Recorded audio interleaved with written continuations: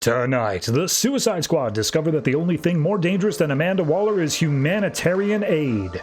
Red Hood and Arsenal dive into the deep psychology of Joker's daughter and immediately piss it away, because anytime Scott Lobdell writes something good, it's by mistake. And Telos hits its final issue, and to that I say, oh boy, 6 issues too many. All that and more tonight on the Not-So-New 52.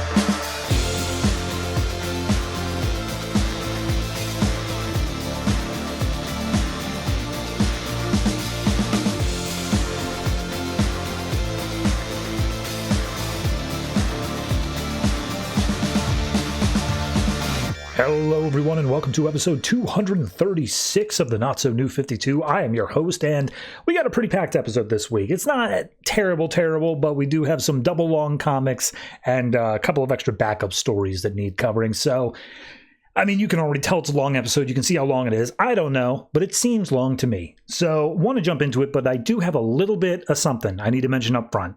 I don't need to. I want to. I definitely want to. So let me just tell you the comics that are coming out, and we'll get into that real quick. So comics in this episode, we have in alphabetical order: Action Comics, Batman/Superman, Catwoman, Constantine the Hellblazer, Detective Comics, Earth 2 Society, Gotham Academy, Green Lantern Corps, Edge of Oblivion, New Suicide Squad, Red Hood and Arsenal, Starfire, Telos, and our weekly series, Batman and Robin Eternal. So all that's coming in some general kind of order. Honestly, the back half is pretty much as I read it. Everything else is a bit more up for grabs. But what did I want to talk about? Well, I am a man who may or may not indulge in the occasional Googling of myself. I might want to know, what is the internet saying about the Not-So-New 52? And the answer is, not much. And that's fine. That's fair. I accept that. That's okay. But a couple months ago, there was a Reddit post that was just called Not-So-New 52, and it was by a longtime friend of the show, Hawkman. Goes by other different names on different platforms, but he was basically saying how much he loves the show and everything like that. And I was like, great, you think. I've called you out before. I've said how wonderful it is that you enjoy the show. I'm happy you're still sticking with it. I thought I lost you when we transitioned over to the DCYOU, but I'm glad you're still around. That being said, that was 4 months ago. Is that still? Yeah, that's still in the time period. So anyway, yeah, glad you're sticking around. We're almost at the end. Stick with it. But the reason I'm bringing it up now, because that was several months ago, is that there was a new comment on that Reddit post. That's right. It now has one whole comment that was from someone named Logical Patient 192, who basically says they are also doing a new 52 read-through. They're about halfway done. Keep it up. Good job. Keep with it. But they specifically called out a few things about this show, and I had to share. I had to specifically just have a dialogue here. Mr. Patient, or Mrs. Patient, whichever you prefer, you specifically said you were surprised that you found this channel specifically, this YouTube channel, because we're not buzzwordy enough and we are not really hitting the algorithm. And the answer to that is yes. Absolutely. I don't know what a goddamn algorithm is. I don't know how to do SEO. This is baffling. I thought for sure that I was doing everything right. But yeah, no, my show doesn't show up anywhere unless you specifically look for Not-So-New 52. So thank you for at least commenting to make that Reddit post maybe a bit more visible when people happen to Google search Not-So-New 52. The other thing you mentioned was, I don't even know if the Not-So-New 52 guy has ever shared his name. I haven't. It's not a secret. You're welcome to find it on any number of platforms. But in this show, I want to make it about the books. Who I am is irrelevant. We're here for DC. We're here for the New 52. What does it matter what my name is? They call me Mr. Pibbs. Anyway, that is all I really wanted to share. So let's go ahead and jump right on into this super full week with issue 50s and anniversaries and backup stories and what have yous. And we're probably going to start it off with the big, epic change-up that you never saw coming in Action Comics.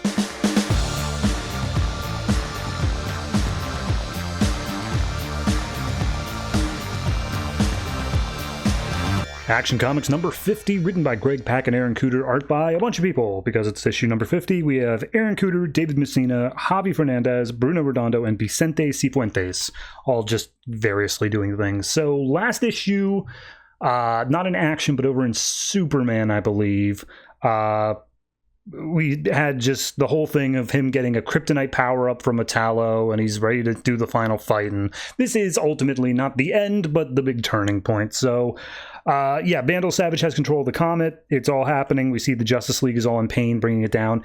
And Vandal Savage, we get from his perspective, like all the things he's done over the DCYOU across Action and Superman Wonder Woman. And we see the stuff about Hoarder Root. We see stuff about Wrath. We see all these different things, Parasite, all this other stuff.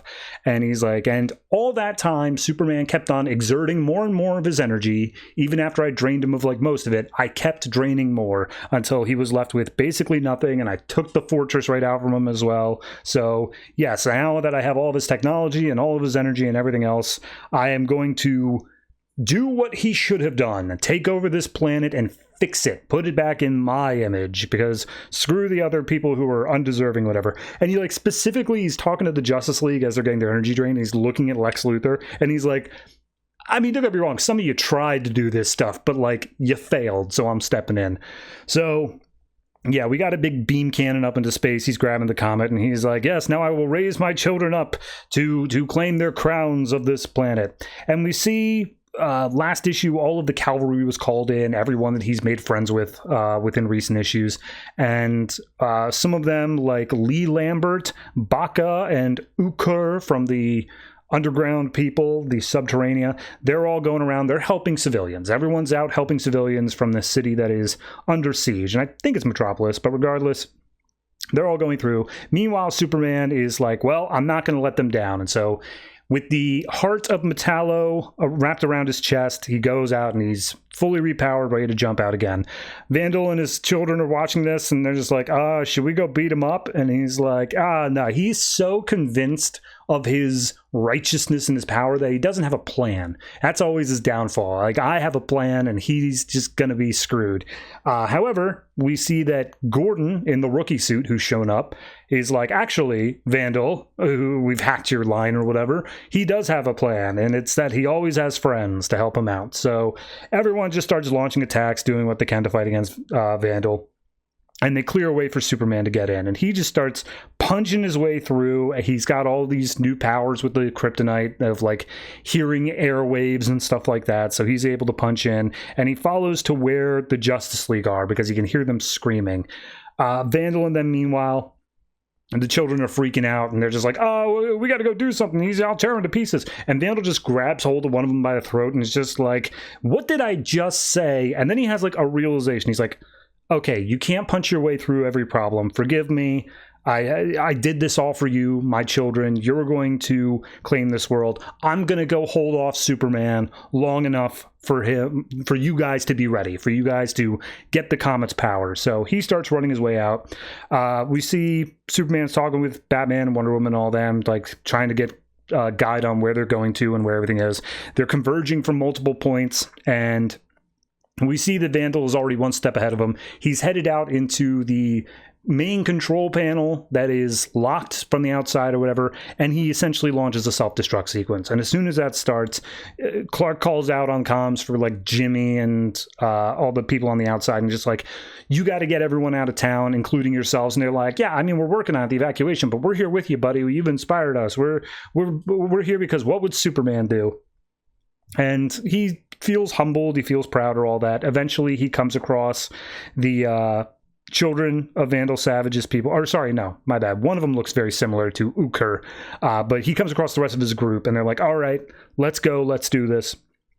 So Vandal comes out. He's like, oh, you all just have to wait. You all just got to chill, talking to his children. Meanwhile, Superman's punching his way down, and he eventually gets to the Justice League and ends up freeing them. So he rips them all out of their core, and they're like, hey, you got kryptonite powers. That's weird. And Lex Luthor, who's, of course, there's like, yeah, you know, it's pretty smart that you did that, and it's also potentially killing you. So that's nice. And Superman's like, hey, shut up, Lex.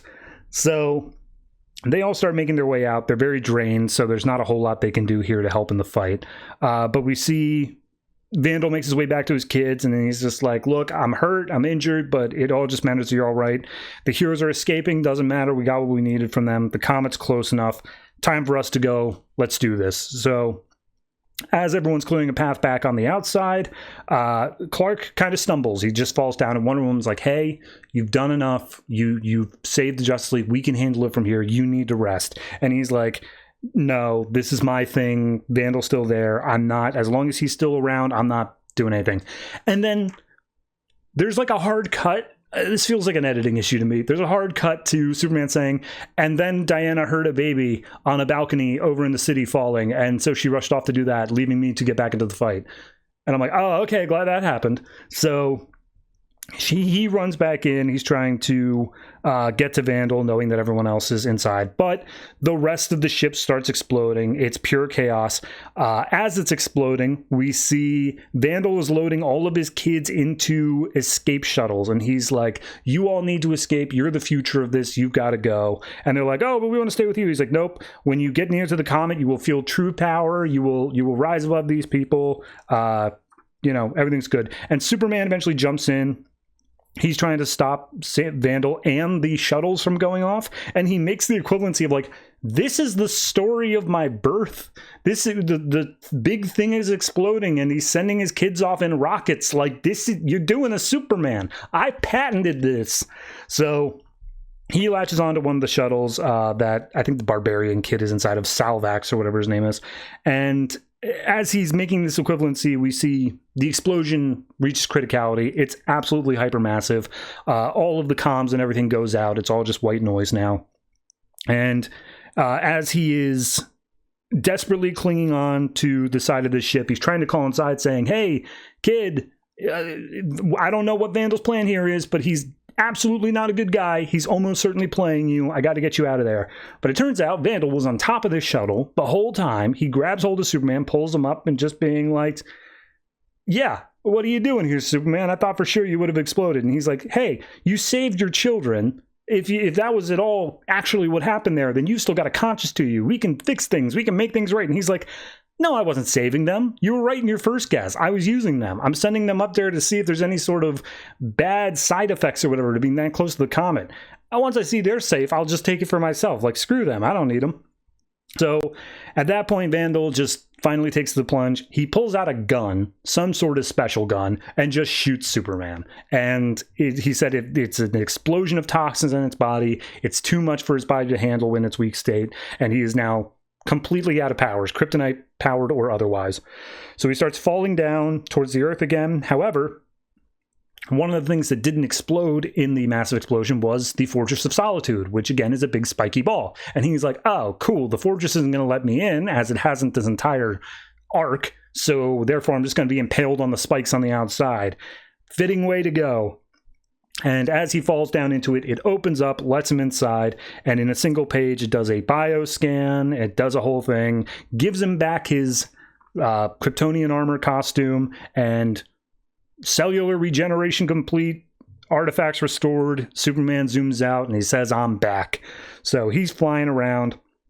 He says a super hearing allows him to hear all of the sighs of relief down on the planet, and he's like, oh, I guess that they were relieved to see me flying around or all that, but another part of me comes to realize they never thought that I left. Like, I've always been Superman. I've always been there to save them. And we recap everything that's happened since DCYOU began, with his identity being revealed by Lois, and then he loses his powers, and he goes and does all this other stuff in all the other books. And he's like, but my friends, they always knew, they always believed I was there. And then he hears a voice from Vandal saying, yes, of course I believed. I knew that you'd find a way to come back. However, it wasn't enough. And in the end, I'm still going to win this. So all of his kids that he sent up come back even more powered up than they were before.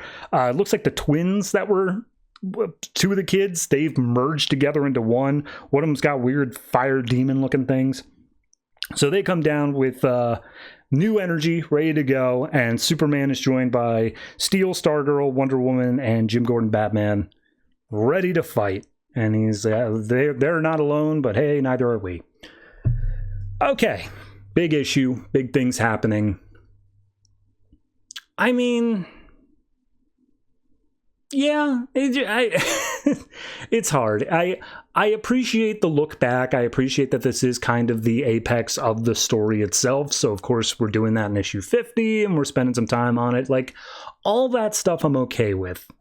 I think my only real critique here is how easy it ended up being for him to get all of his powers back. Now, obviously, I think even within just the next issue, we're going to get the reveal that it wasn't as simple as that. But it does feel weird, the idea that it is like, oh yeah, if he had been able to just get into the Fortress of Solitude, everything would have been fine. Like, nothing would have been wrong. He would have been totally fine. And it's weird to me that, like, I'm pretty sure people like Batman or Wonder Woman have a key, right? Like, I feel like that's been established in this continuity. Maybe I'm wrong, but, like, there should have been some way for him to get into the fortress like that. Either way, I mean, it's fine. It's a good issue. It's a good look back. I like all the different art styles because it's doing it as it's doing the look back on the story, so no problems there.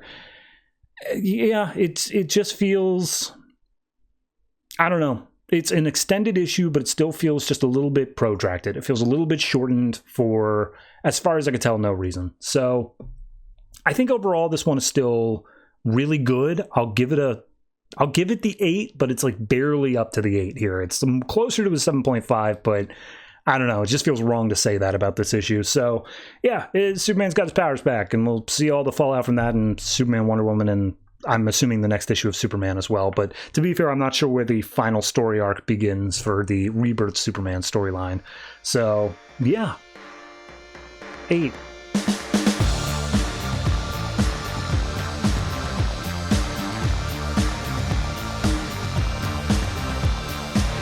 Detective Comics number 50, written by Peter Tomasi, art by Fernando, Pasarin, and Scot, Eaton. So, last issue, we had the weird history face killer, whatever we were going to call this guy. He made a Civil War reenactment troupe march through the streets of Gotham, and of course they're all dead.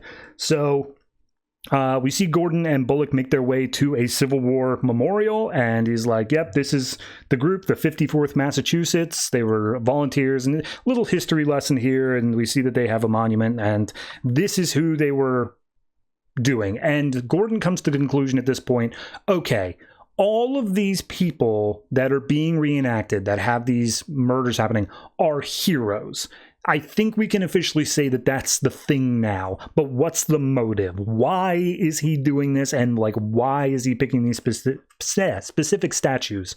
So they're out in the park, and there happens to be some chessboards nearby, and he like pulls up some pebbles and starts putting them over there, saying like, all right, there's got to be like some sort of pattern. Nothing seems to do, but the one time he had a female person, she slipped through. Maybe that's the thing that we can use if there's anything like that. And Bullock points out, like, yeah, well, he's already got whatever bone he needed from her, so was it really a failure on his end? And Gordon just freaks out. He flips the chessboard, and Bullock's like, do you feel better? And he's like, no, damn it, we need a motive. So we cut back over to the killer, and we see that he is using all the bones into a giant cauldron to make a stew of some sort, and he drinks the liquid out of it. And as he's prepping one of his next faces, we see that there is a small dog that has been around the cemetery that he's in. And when we cut back to the killer, he's wearing a dog mask. Not the same dog, because he proceeds to go on a chase to chase down this dog and grabs it and wrestles it down to the ground. So we then cut over to a pub where there's some guy, I literally don't think he even has a name, where Gordon and Bullock are just roughing him up outside the pub, and they're like, hey, we need some information. You deal with special chemicals and compounds and stuff like that. We've got evidence that points to a specific exotic compound that's right up your alley. We want to know what's up. And it's like, oh, what is this? Good cop, bad cop? And it's like, no, it's bad cop and Batman, who's also a bad cop at this point. So I genuinely can't tell what this is. It looks like a harmonica, but maybe it's just some piece of metal or something. They shove it into his mouth and say like, all right, well, we're going to need some answers. He's like, oh, if I give up my clients, I'll be dead. And it's just like, well, you better think that through. But then they get a call saying they need to get over to the zoo. So they leave this guy and say, yeah, sleep on it. We'll get back to you. When they get over to the zoo, they find a Siberian husky has had a bone taken out of one of its legs, and it is left in a polar bear exhibit. And Julia's already given the backstory, saying, oh, everybody familiar with the story of Balto, the movie Balto that was based off of real life Balto. This is Balto. We're doing Balto. So as the polar bear is coming up to just destroy this dog, Gordon pulls out a tranq gun, shoots the polar bear. It goes down. And Bullock's like, I'm not sure a normal tranq's going to be enough to take out a polar bear. You might want to be safe. And he's like, it's fine. No worries. So he goes, he picks up the dog, puts it on a little winch to go up to the blimp. And she's like, oh, you're not coming up too? You're in there with a polar bear. And he's like, don't worry about it. So we cut to a couple that is just enjoying a date night. They're leaving a restaurant. And as they're going out to get some dessert, in the back seat, Killer pops up, still wearing Balto face, and he tranks them both. And mind you, the whole time he's barking. He's going rarf rarf. So he tranks them both. And we see Gordon goes over to the Balto statue in Gotham because, Balto made such a good route through Gotham in the middle of his route. And he's like, okay, so this one's not even human. I don't know what the pattern is anymore. It's too much. Why did he pick you? And as he looks more at the statue, he realizes the Balto statue is facing a certain direction. It's facing east. And he's like, what about the other statues? And he pulls up the list of them and all the places that the other one's been. And he follows their gazes, all the directions that they're facing, until he realizes they all converge at a single other statue. And that statue happens to be St. George fighting against the dragon, which is a whole thing from mythology. But it is essentially, as Gordon says it, the quintessential good versus evil. There is no gray about it. There is no real life figure. It is good and evil. And he's like, okay, so what do we do with that? Like, this is important here. But he gets a call saying that they analyzed the dog's paws and they found that there is a bunch of sand and clay and whatever that is particularly associated with a cemetery from the 18th century. So we cut back over to the killer, who's now taken this couple hostage, dressed them up as Alice from Alice in Wonderland and Lewis Carroll, the author, and just like, yes, the final one, fiction and nonfiction, created and creator, the final bridge for me to take my role as St. George and fight against the evil that is blah, blah, blah. And he keeps on monologuing, but basically what his plan is that he's taking a bone from all of these heroic people and other such things, and he's using it to open a portal to hell. Whether or not that be successful is questionable, in order to fight the devil himself, because he sees himself as that level of hero, that he needs to vanquish evil. So Gordon's realized what's going on. He gets to the mausoleum that they're hanging out in, or the church or whatever, and he sees that this guy is about to kill these two last people. And so he busts in through the window, tackles down the killer, and the bones have been disturbed, whatever that means. And he's all upset. He's like, you've broken the portal. Everything's wrong now. You've ruined the sanctity. So he gets the couple out of there before they're killed. They're running away. And then it's just a fight scene.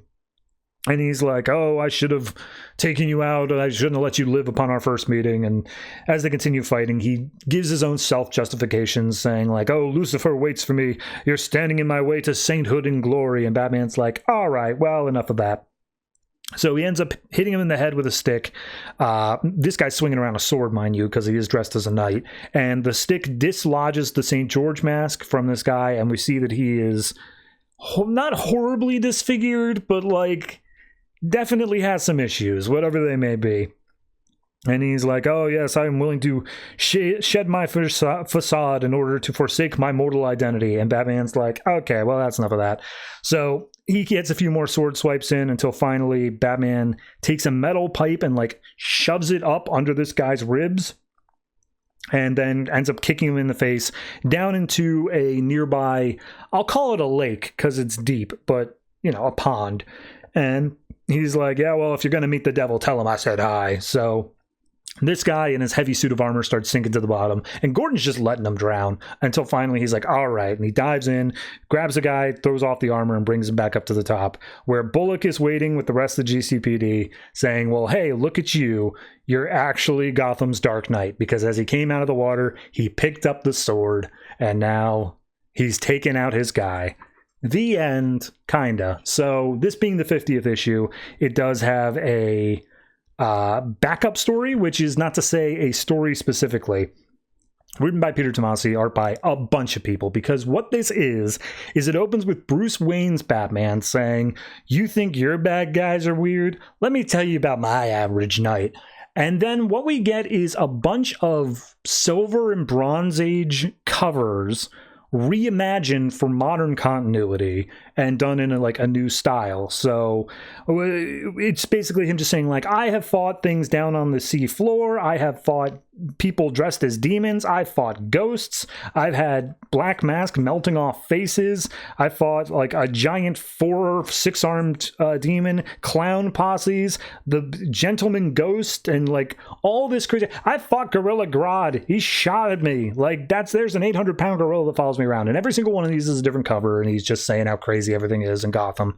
And we see in the final framing is that he's talking to Superman, and Superman's like, okay, you might have a stranger rogues gallery than me, but what if I talked Bizarro? And he's like, how about you don't? Please leave. And that's the story. That's the entire thing. It shows what the comics covers that they were specifically referencing are. But yeah, no, it's literally just all these covers. So, all right, talking about the main story. I like it. It's just, I don't know. I think the one thing that I kind of expect from Detective Comics, and this thing whenever you're doing kind of a whodunit / wanting to crack the mystery, is that there has to be a way for the audience to be able to piece things together. And it doesn't have to be something where like you literally spell it out, but it's something that like perhaps the art draws attention to it. Perhaps there's just a mild passing mention of like, oh, this one's doing whatever. And I don't expect there to be a full reveal here, but this feels like something that the audience could not possibly have known. Like, there's no way. I'm not even saying it needs to get to St. George. I'm just saying the idea that the direction that the statues face would end up in something. Hard to do that in a visual medium where, like, you can't just spend 4 paragraphs getting into the nitty-gritty descriptions of everything. I understand that, but I do feel like the mystery was kind of just, okay, well, then now it's done. Like, so be it. I do like how we've given Gordon his own character. I think having him develop just, okay, here's my own member of the Gordon Rogues Gallery, rather than it just being an adoption of something previously from Bruce Wayne's. Like, good. I'm glad that he gets that development. Even if this isn't going to stick around, it's good to have that level of dedication to saying, okay, here's Batman. And then on top of it, yeah, I'm really happy that this one kind of stayed out of the rookie suit the whole time. He went around doing other things. He was investigating as a detective, as Batman. And if I didn't know the end result of what Gordon's Batman was going to be, I'd say this is a solid start. This is a good way of like, okay, he's having these sort of mid-grade stories, these smaller things, is what allows me to believe you when we get to the bigger things. So kudos. I think that that's all working top tier. Backup story is literally just a, hey, look how far we've come. Really don't have anything else to say on that, but it's there. It's good for like pinups and stuff like that. So get them if you want them. Overall, I think I can only really rate the first story. I'm going to say, I'll say it's a solid 7.5. I feel weird giving it the 8. It's not quite up to that level, but this whole arc collectively, I think if you had somebody who didn't know that the status quo was Bruce Wayne as Batman and you gave them this story, I think this would work. I think this would absolutely be a good Batman story to just pass on to anyone. So yeah, 7.5.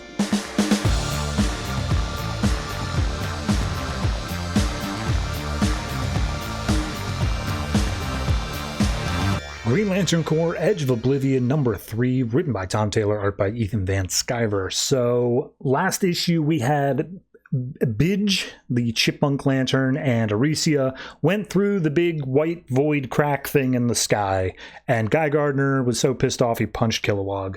This issue picks up with the Lantern Iolande, way back in her childhood. And I guess she was a princess of her people, and she's like, my legs are tired, Dad, I don't want to walk. And her dad, who's like chief, is like, hey, you're going to be leader one day. Even if you're tired, even if you're upset or whatever, you can't let your people see that. You need to be able to stand up and push through it, because it's that courage that's going to be able to lead your people. And she stands up like, okay, I can do it. And then he's like, all right, cool. Now I'll lift you onto my shoulders because I've shown that you're willing to put in the effort, but also you're my daughter and I care about you. So We then cut to now, where we see that she's actually in the lead of all the other lanterns that were zooming their way towards Mogo, and they're still several days out. And they're all like, hey, we're tired. We've been going for days. We need to rest. And she's like, well, we're still several days out. God only knows if we'll make it there in time. So, like, yeah, we're going to keep going. But if you guys are tired, and she makes a little bubble behind her to carry along her Green Lantern Corps buddies. And she's like, I'll carry you, and we can keep going. So, previously in the last issue, during the fight that happened, Dismas, the other big giant guy, also took some heavy damage and passed over to his sister. I really don't know their relation. And Guy gets all pissed off and, like, he comes back down, and John's like, hey, man, what happened out there? And Kilowog comes in like, hey, Guy, bam, punches him in the face. Like, you think that you can strike a commanding officer and get away with it? And this guy's like, yeah, if that commanding officer just led 2 of my friends to their death, absolutely. I'm going to do more than punch. I'm going to squeeze something until it bursts. And they're about to start fighting each other, and John's like, hey, guys, we're in public. This whole city requires on us to, like, stay cool. So how about we, stay cool? And as Guy gets up to walk away, I think it's, I literally cannot remember her name, but one of the other lanterns is like, what do you mean 2 of your friends? And he's like, ask Kilowog. He'll tell you. So Guy's hovering above the city sometimes later. And we see the other woman comes in, Dismas' sister, and is like, hey, my brother's going to live. That you are the one who saved his life, correct? And he's like, well, I mean, he saved me first. I don't know. It's kind of an equal thing. And they basically just have a conversation of like, Guy saying, look, this isn't my world. This universe needs to go in order for mine to exist. And she's like, okay, but like, this isn't my world either, but I'm protecting it because it needs protecting. That's what I'm doing here. And she's like, yeah, well, these people have murdered 3 of my friends so far, and so I've got a bone to pick. So if it means protecting your world for me to be able to get what I want out of this, then yeah, I'll do what I have to do.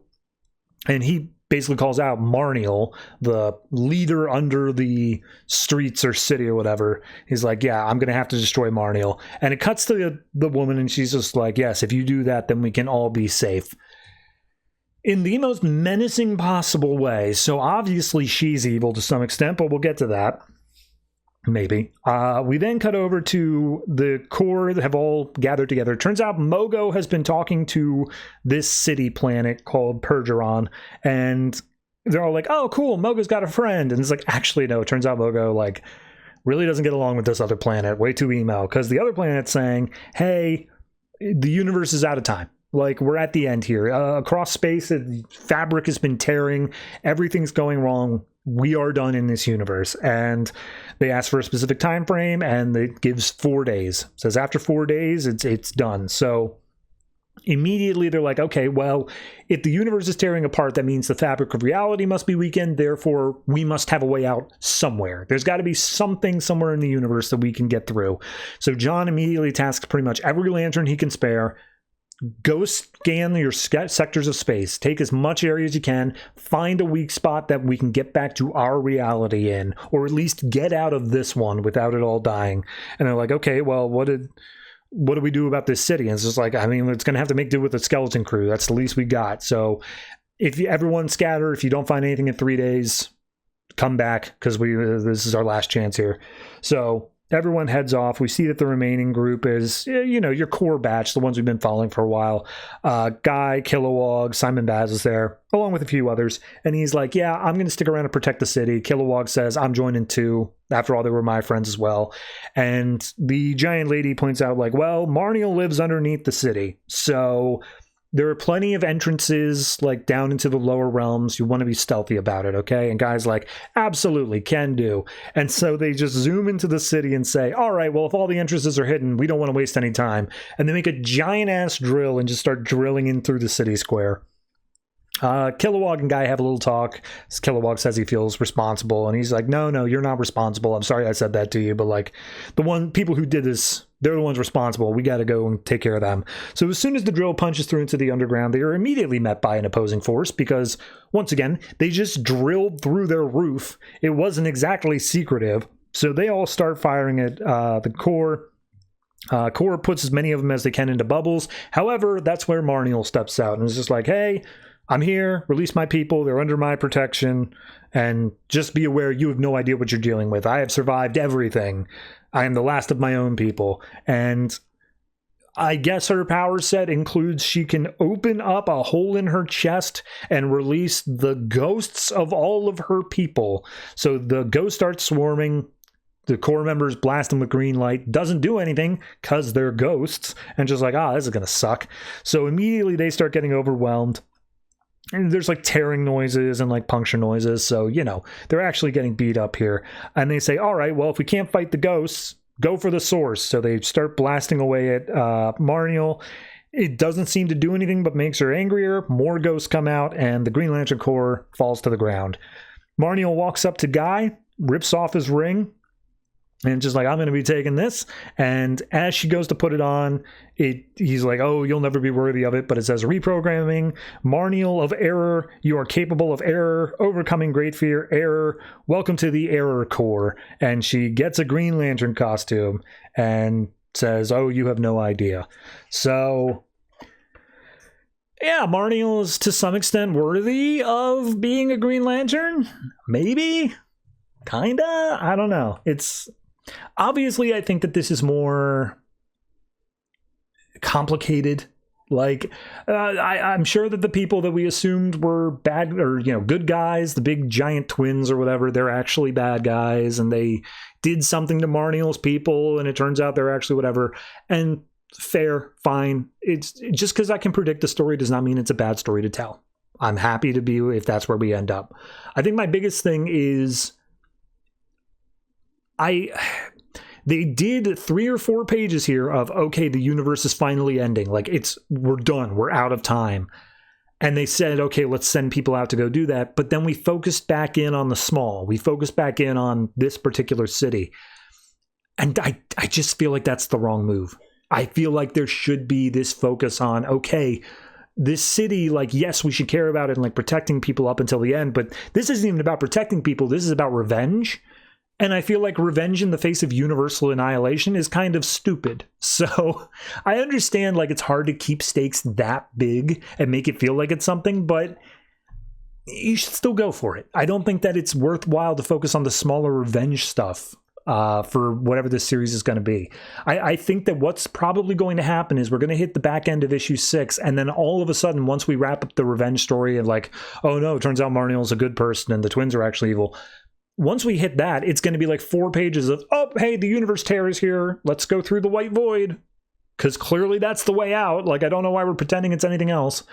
Yeah, I don't know. It's got some problems. I'm still okay with the story, but I think that a refocusing could have been in order here. So I'm going to say this one is, I'll say it's a 7.5. It's still good. I'm still enjoying some of the characterization. I've basically had to completely divorce myself from the Cullen Bunn miniseries beforehand because it just doesn't flow. It doesn't really work between the two, but as long as you can do that, it's a solid enough story on its own.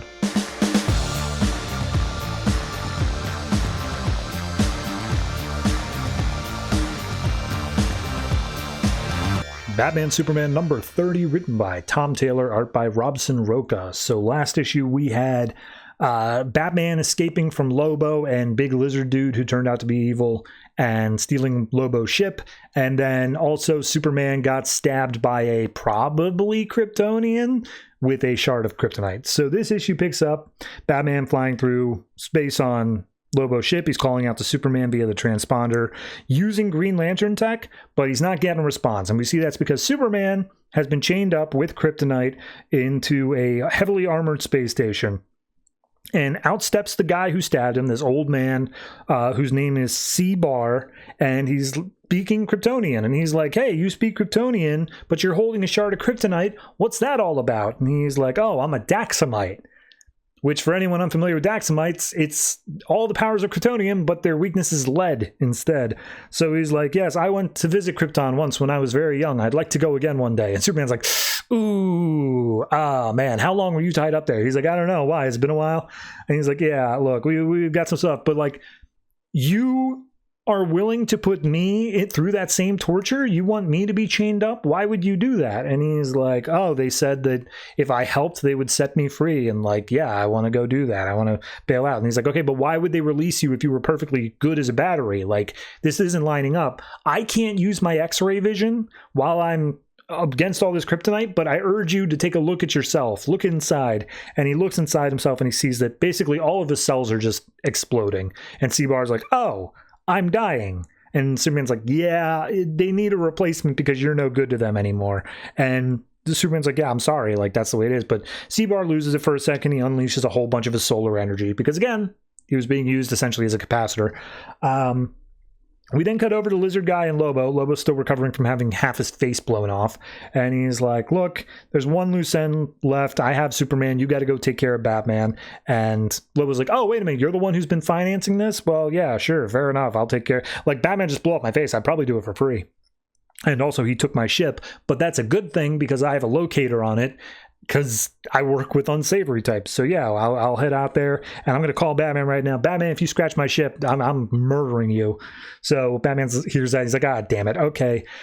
Hey, Hal. And we cut over to Hal Jordan, who's just flying around on Earth. He's like, who is this? How'd you get this number? And he's like, I may have reverse engineered your Green Lantern communicators. It's Batman. And he's like, you have a Green Lantern ring? Am I being replaced? And he's like, no. I just reverse engineered it. Look, I need your help. And he's like, oh my God, Batman needs my help? This must be killing you. And he's like, yeah, I'm working through it. So we cut over to Superman, who's a little bit weaker for wear after the explosion. Seabar goes over to check on him. He's still holding the kryptonite, so Superman like flinches and he's like, oh, sorry. And they heat vision away the kryptonite. Two guards come up ready to attack them both. And Seabar's like, no, look, everyone on Daxam already thinks I'm dead. I don't want to go back to my people if I'm just going to die again right in front of them. So let's do this right. And he frees Superman, and Superman's like, yeah, we can take out the monster who did this to you. So they start firing shots. Seabar and Superman make their way out of the place.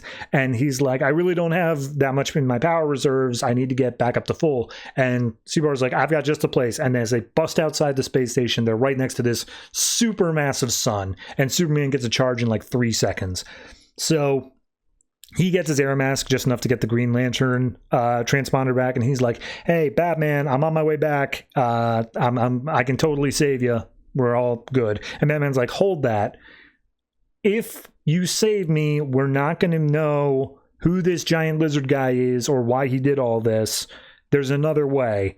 I have to die. And Superman's like, that sounds really stupid and probably not what you mean. So please explain. We then see the ship catches up. Lobo just jumps out, lands on his own ship, busts inside. He's like, I know you're in here, Batman. You can't hide from me. Batman jumps down from the rafters, starts trying to throw some punches, and Lobo immediately gets the better of him, takes him down, opens up an airlock, and just dangles Batman outside without any sort of mask or anything. He's like, meet the cold vacuum of space, Batman! And he just straps him to the outside of the ship as he flies back up to Giant Lizard Man's ship. It looks like they actually make it back to the Lizard Man's home. But regardless, as they get there, he's like, hey, here's the human, Batman. He was strapped to the outside of my ship. He's definitely dead. And as he throws Batman inside, Batman goes, oomph. And he's like, wait a minute, hold on. Dead people don't go oomph. And Batman stands back up. And the lizard guy's like, hey, I told you I wanted him back dead. What is this all about? And he's like, I swear to God, if I know one thing about humans, is that if you strap them to the outside of your spaceship, they die. So I don't know what this is. But before Lobo can launch back into the attack, Batman turns to the giant lizard guy, being like, I need to understand, why did your daughter have to die?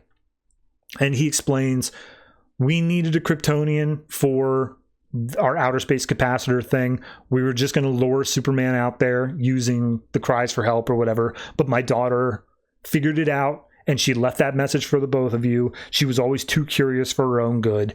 And Batman's like, she was your daughter, though. And he's like, yeah, you know nothing of my people. She had 4 other siblings when she was born. I ate them all because that's just what I do. That's our culture. That's what happens there. And he's like, nope, I ain't accepting that. So Lobo finally rushes in, throws a punch. Batman catches it with like a sonic boom and then lifts Superman up and lifts Lobo up and just jumps out of the ship and throws him into deep space. And he's like, hey, Lobo, meet the cold vacuum of space.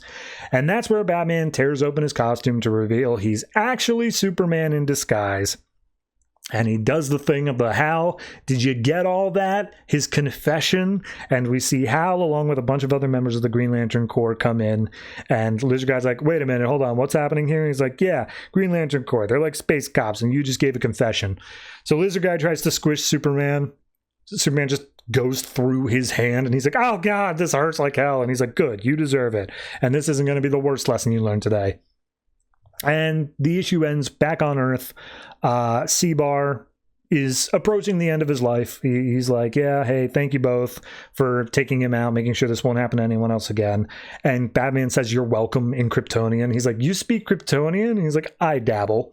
So turns out the last wish of the C-Bar guy is he wants to sit here and watch the sunset. And Batman's like, I don't understand. He spent his whole life staring at the sun, and now he wants to spend his last moments looking at it again. And Superman's like, no, that's not it. Like, trust me, this makes sense. So they both join him on the hillside, and they're like, hey, he's like, hey, you guys saved me. You don't have to worry about keeping me company. It's all good. And they're like, no, we know, but we want to. You're not going to be alone. So as they sit there, the sun starts going down. He's like, oh man, I'm cold. I don't ever remember being cold before. So Batman and Superman both take off their capes, put it around him. And as the sun sets, he's like, oh, it's beautiful, the sunset. And he collapses over and dies. The end. I like this arc. I mean, this last chapter really wrapped it up in a way that I felt was super satisfying. No, I really don't have anything bad to say about it. It's got a good emotional point to it. It does the little switcheroo thing pretty nicely. Like, I think the only thing I could even theoretically say is that it doesn't give Batman anything to do for like most of the story. This is kind of just a Superman story, but if it gets this emotional punch across, yeah, I'm down with it. This is absolutely worth it. So I'm going to give this one, I'll give it an 8.5. I think even if the whole story would probably only average out to maybe like an 8 or so, I mean, this last chapter was just fantastic regardless. So no, definitely worth checking out if you haven't seen it already. Tom Taylor was absolutely killing it here.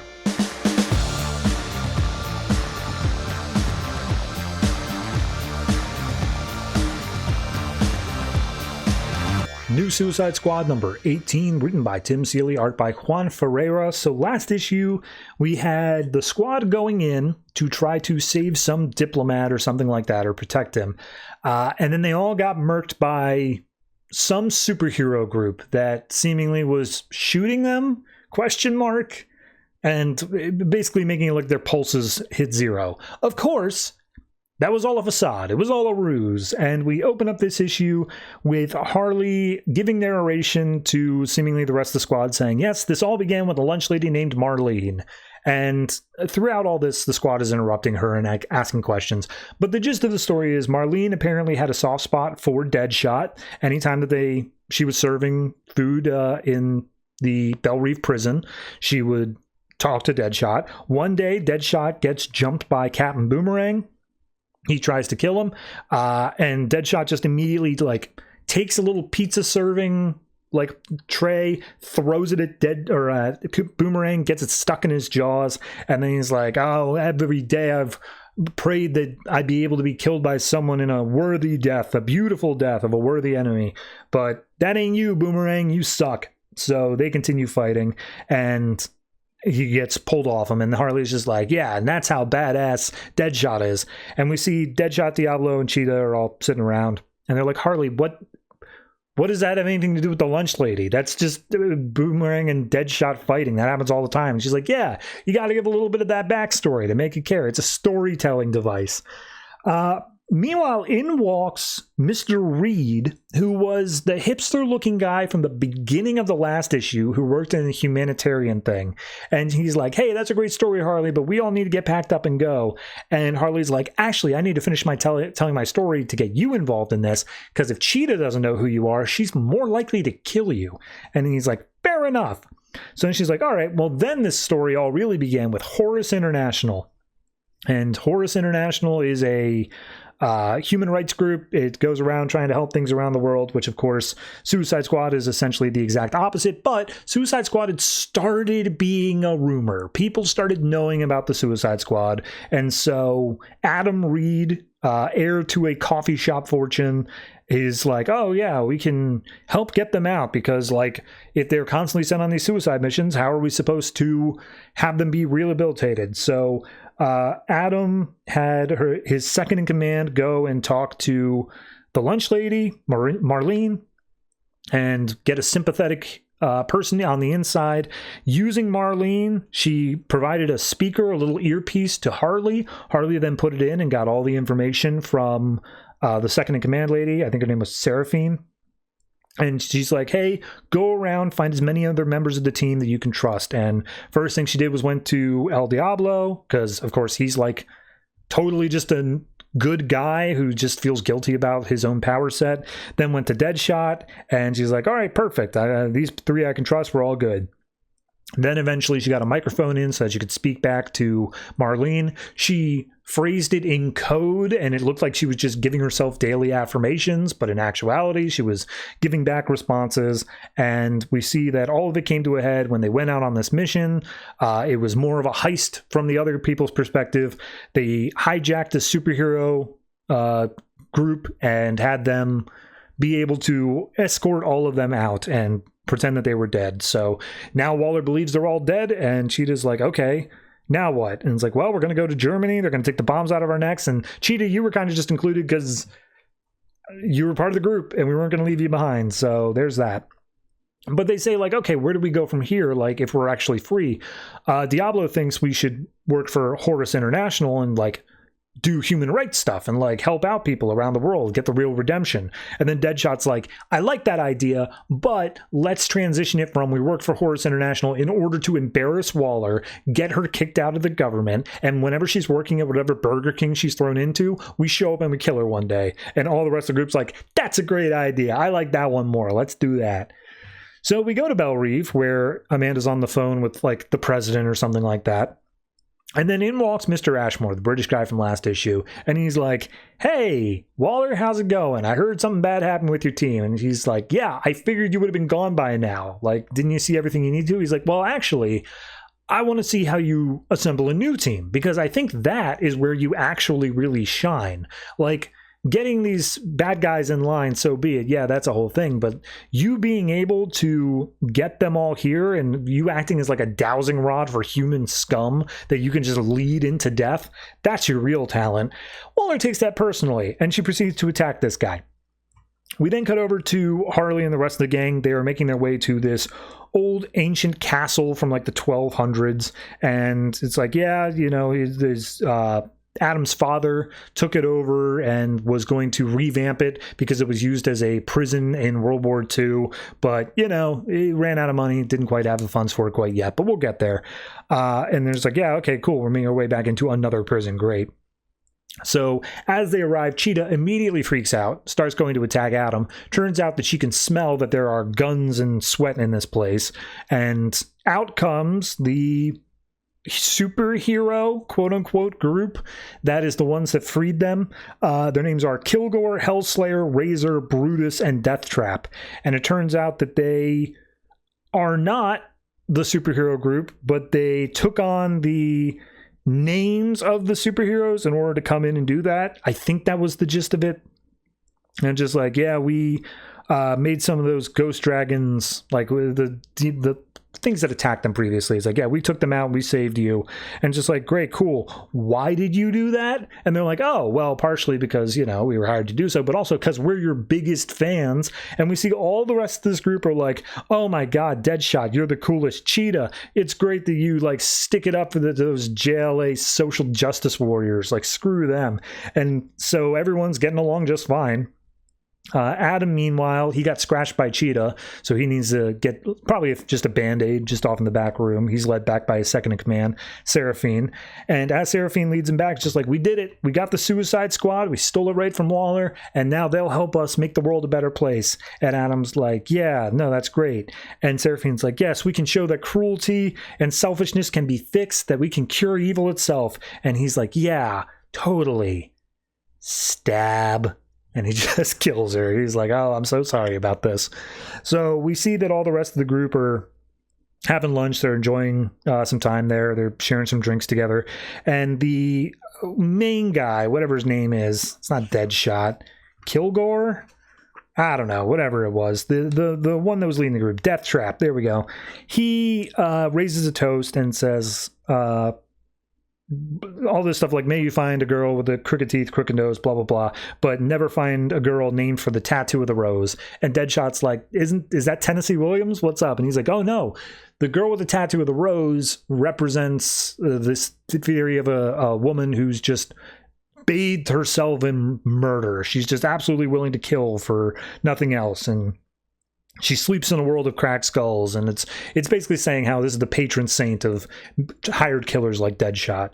Over in Belle Reve, we see Waller is specifically like called out. The guards are like, hey, we heard a ruckus in your office. You good? And she's like, yeah, just redecorating, no big deal. And she comes and she says like, all right, Ashmore, I want to know exactly who you are. What is all this about? And as she's talking to Ashmore, she gets a beep on her phone, and she's like, that's weird. No one knows this line. And he's like, oh, yeah, no one contacts you? Is that because you're mean and you have no friends? But the line on the other end says, the Suicide Squad lives, and I can help you find them. Meanwhile, we see that Adam Reed, he, after having killed Seraphine, carves some letters into his knuckles that spell out Cain. And anyone who's mildly familiar with the Bible of the crime Bible and the Church of Cain and all that stuff, the Cult of Cain, Fist of Cain, that's what it's called. They just believe in a point system to do the most evil stuff, and it turns out he's a member of it. And now that the Suicide Squad is on lockdown, they immediately just kill one of the guys. I don't know which one. And he's just like, oh, first blood has been spilled. My comrades, come out. You all are invited to fight against the Suicide Squad, and whoever kills the most of them wins the most points. So now the Suicide Squad is under attack from the Fist of Cain, and Amanda Waller theoretically knows that they're alive. All right. There's a lot there.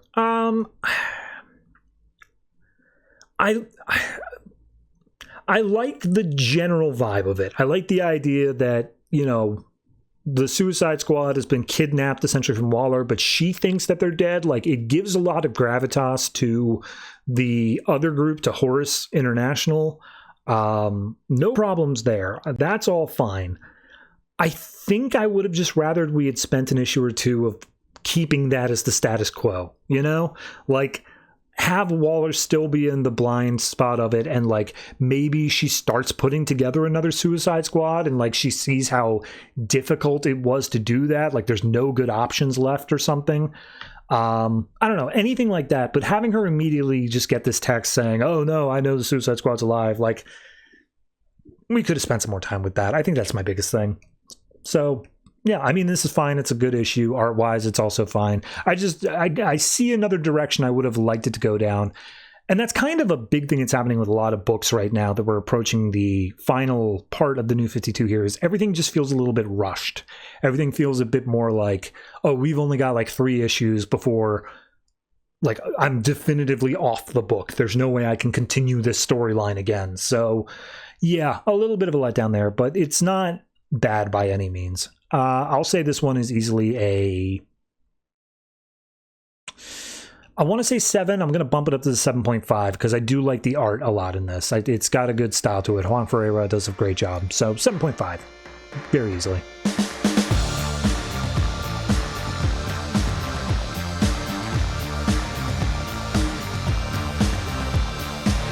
Catwoman number 50, written by Frank Tieri, and this is an anniversary issue, being the 50th, so it has 3 different stories. The first one is wrapping up the previous arc, the second one is setting up the next arc, and the third one is just its own thing. So first one is the finale of the arc, which is Inaki, Miranda, and Geraldo Borges on art. Last issue we had Catwoman was finally arrested after amnesiac Bruce Wayne gave her up to the police. Inside of prison, she is just being jumped by a bunch of other women in this prison, and she's having to take them all down one by one. And she's like, yeah, they keep on coming after me, but you got to show that you're able to take it. And as she's taking him out, she's like, just as a reminder for everyone who's there for the bounty on my head, it's useless if you don't have the diamond, which I clearly do not have with me on my person here in prison, so you will not be paid out even if you kill me. And as she's going back in, some of the guards who apparently also have it out for her hear this and are like, okay, well then you're going in the hole. Like, we're not going to risk anybody else killing you in the meantime. And she's like, oh no, you mean the one place I'm safe from everybody? Oh no. So as she's going in, we see Scagnetti, that corrupt cop, has replaced a couple of the guards, and by replaced I mean Victor Zsasz is one of them, and he killed the other guards, and the other two are Firefly and Clayface. And he's like, look, our job is to figure out where she's hidden the diamond. You guys are gonna be able to take her out. Got it? That's what we're doing here. And Zsasz is like, okay, but will I be able to torture her even if I can't kill her? And Scagnetti's like, I don't know, I guess, sure. And she is like, yes, awesome. So then we cut over to Alice. Why am I blanking on her name? Famous inventor. Tesla, that's it. Alice Tesla, who's now all sorts of paranoid because Selena's basically gone to prison and she's left out here on her own. She doesn't know who this Mr. Blonde guy is that's been making contact with them. As she's coming back home one day, someone like taps her on the shoulder and she does a full like flip over her arm. And he's like, you dropped this piece of bread earlier. Oh God, my arm. And she's like, God damn it, Selena. So we cut over to Selena, who is approached by a guard who hands her a food tray, and inside the tray is a phone with a text from Mr. Blonde saying, you are in danger. Immediately, this guard gets killed. We see it's Victor Zsasz, who's like, hi, I'm here. We got to take care of this. And Catwoman just kind of hypes him up by saying, like, yeah, this he's possibly the most dangerous person in Batman's Rogues Gallery behind Joker. Like, you sometimes forget that he isn't superpowered because he's so fast with his stabbing, and anytime you hit him, he just takes it and keeps going. We see Clayface and Firefly are basically running interference, allowing Zsasz to do whatever he needs to do. Clayface has smuggled in a flamethrower for Firefly, and he's like, oh yeah, this is it. You know, Clayface, we should hang out more. So as the entire place is starting to catch on fire from Firefly, Zsasz ends up getting his ass kicked by Catwoman, and Scagnetti's like, all right, you guys need to get in there. Let's go. Let's do this. And Clayface does manage to get the drop on Catwoman because, you know, he's actually super powered. He has that ability. And Scagnetti comes up, holds a knife up to Catwoman, just being like, you know what? I promise, Penguin, I bring you in, but you owe me an eye, because at this point Scagnetti is wearing an eye patch. However, everyone's taken out simultaneously by a bunch of vines and a baseball bat.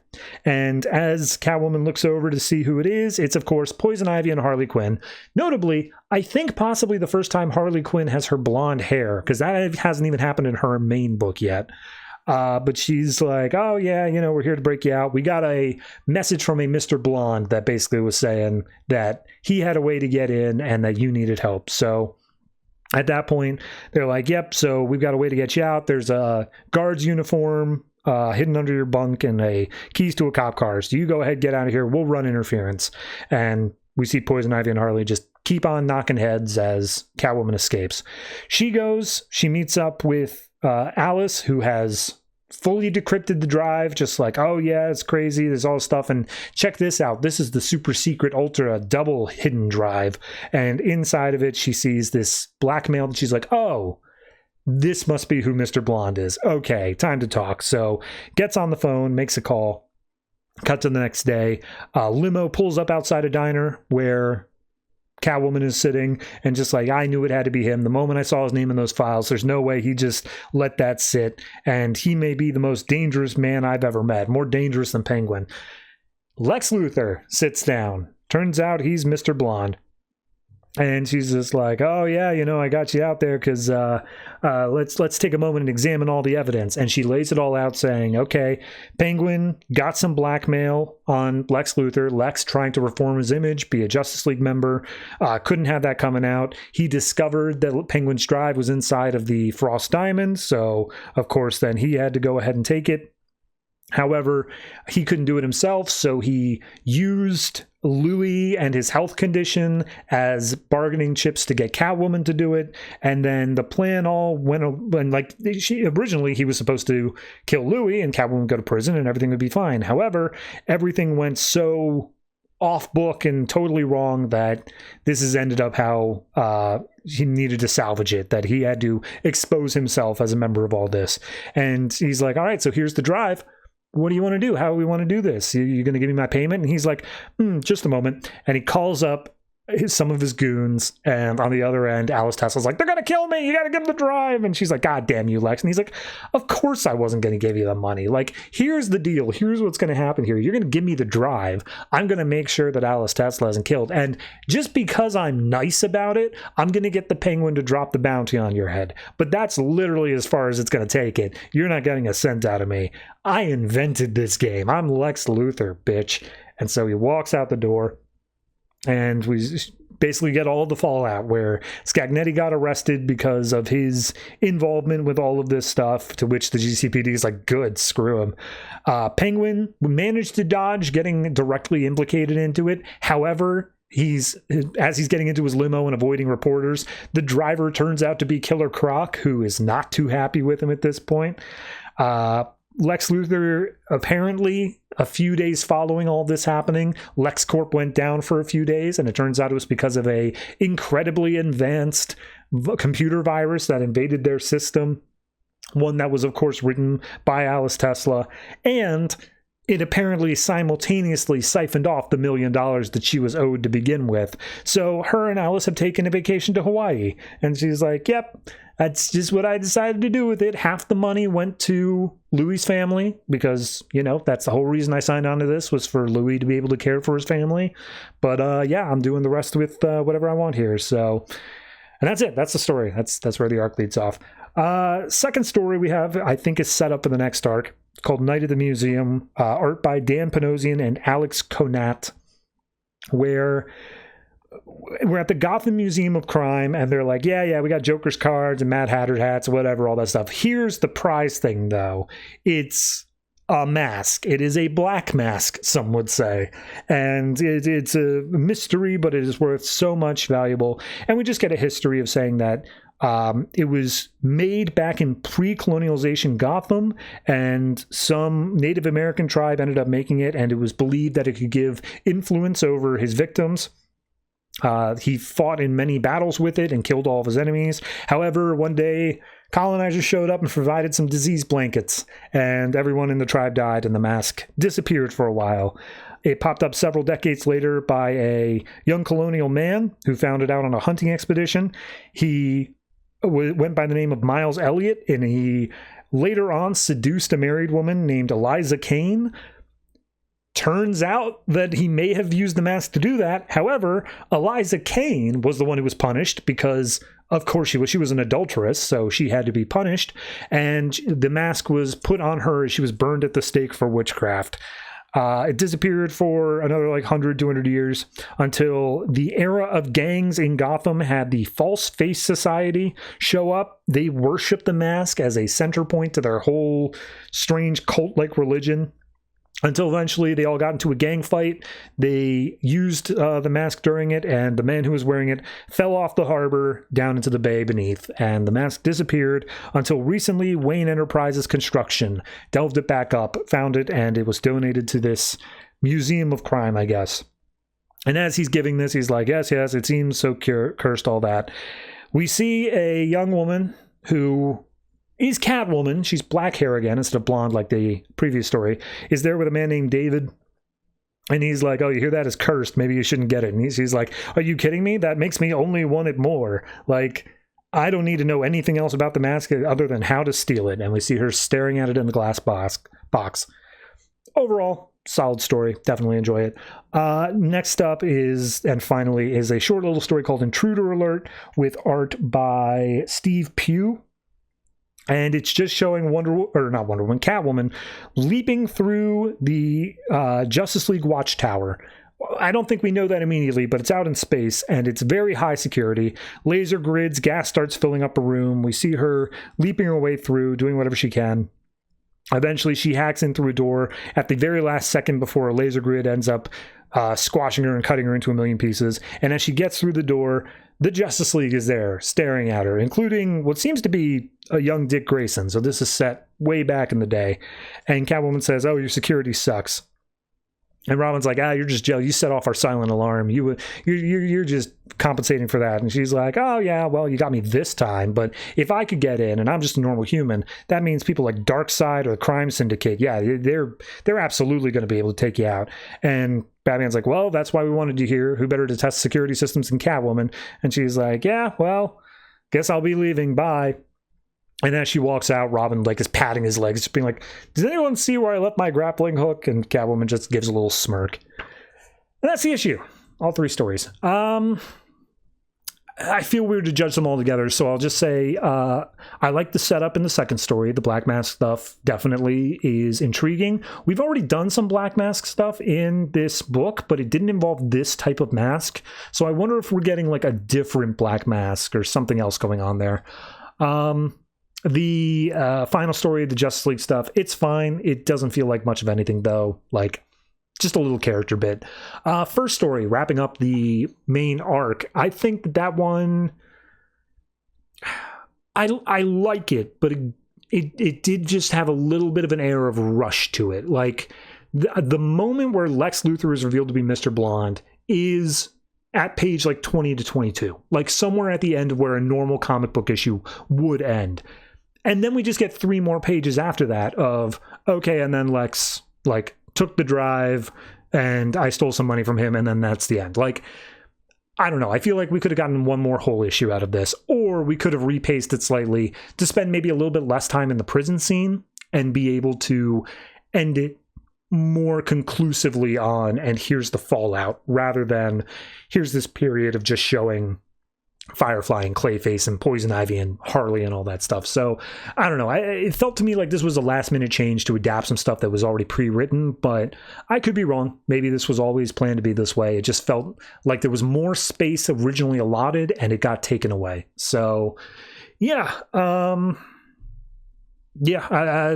would say if I'm rating for the original story, the one that's wrapping up the main thing, I'd give it a 7. I don't think 7.5 quite feels right, but it's good. It's definitely a good issue, regardless.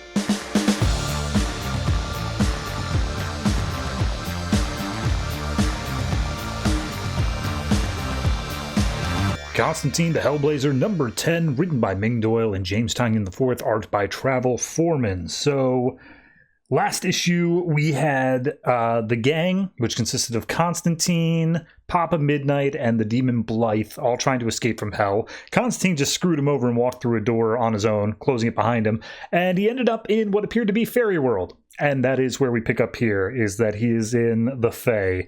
And he opens up with a story by saying, I talked to a demon once. What's the one place on Earth that he fears more than anything else? And Constantine was expecting something like Disney World, but instead he got Fairy, the Fae realm. And he said, it's super insane there because it's torture. It's like in hell, at least you're being tortured. In the Fae realm, you slowly lose yourself to an unending march of absolute pleasure, and it takes you over and just removes all of your sanity. So as this is going on, we see a Pegasus, a winged horse, is just drinking from a river, and then a fairy comes out of the water and slits its throat, and rainbow blood spills everywhere, and they start drinking from it and having an orgy in the blood. And Constantine's like, yep, it's messed up. It's a messed up place, and they do whatever for just that ultimate high. That's what they do. They are not cute little fairy creatures. They are horrible.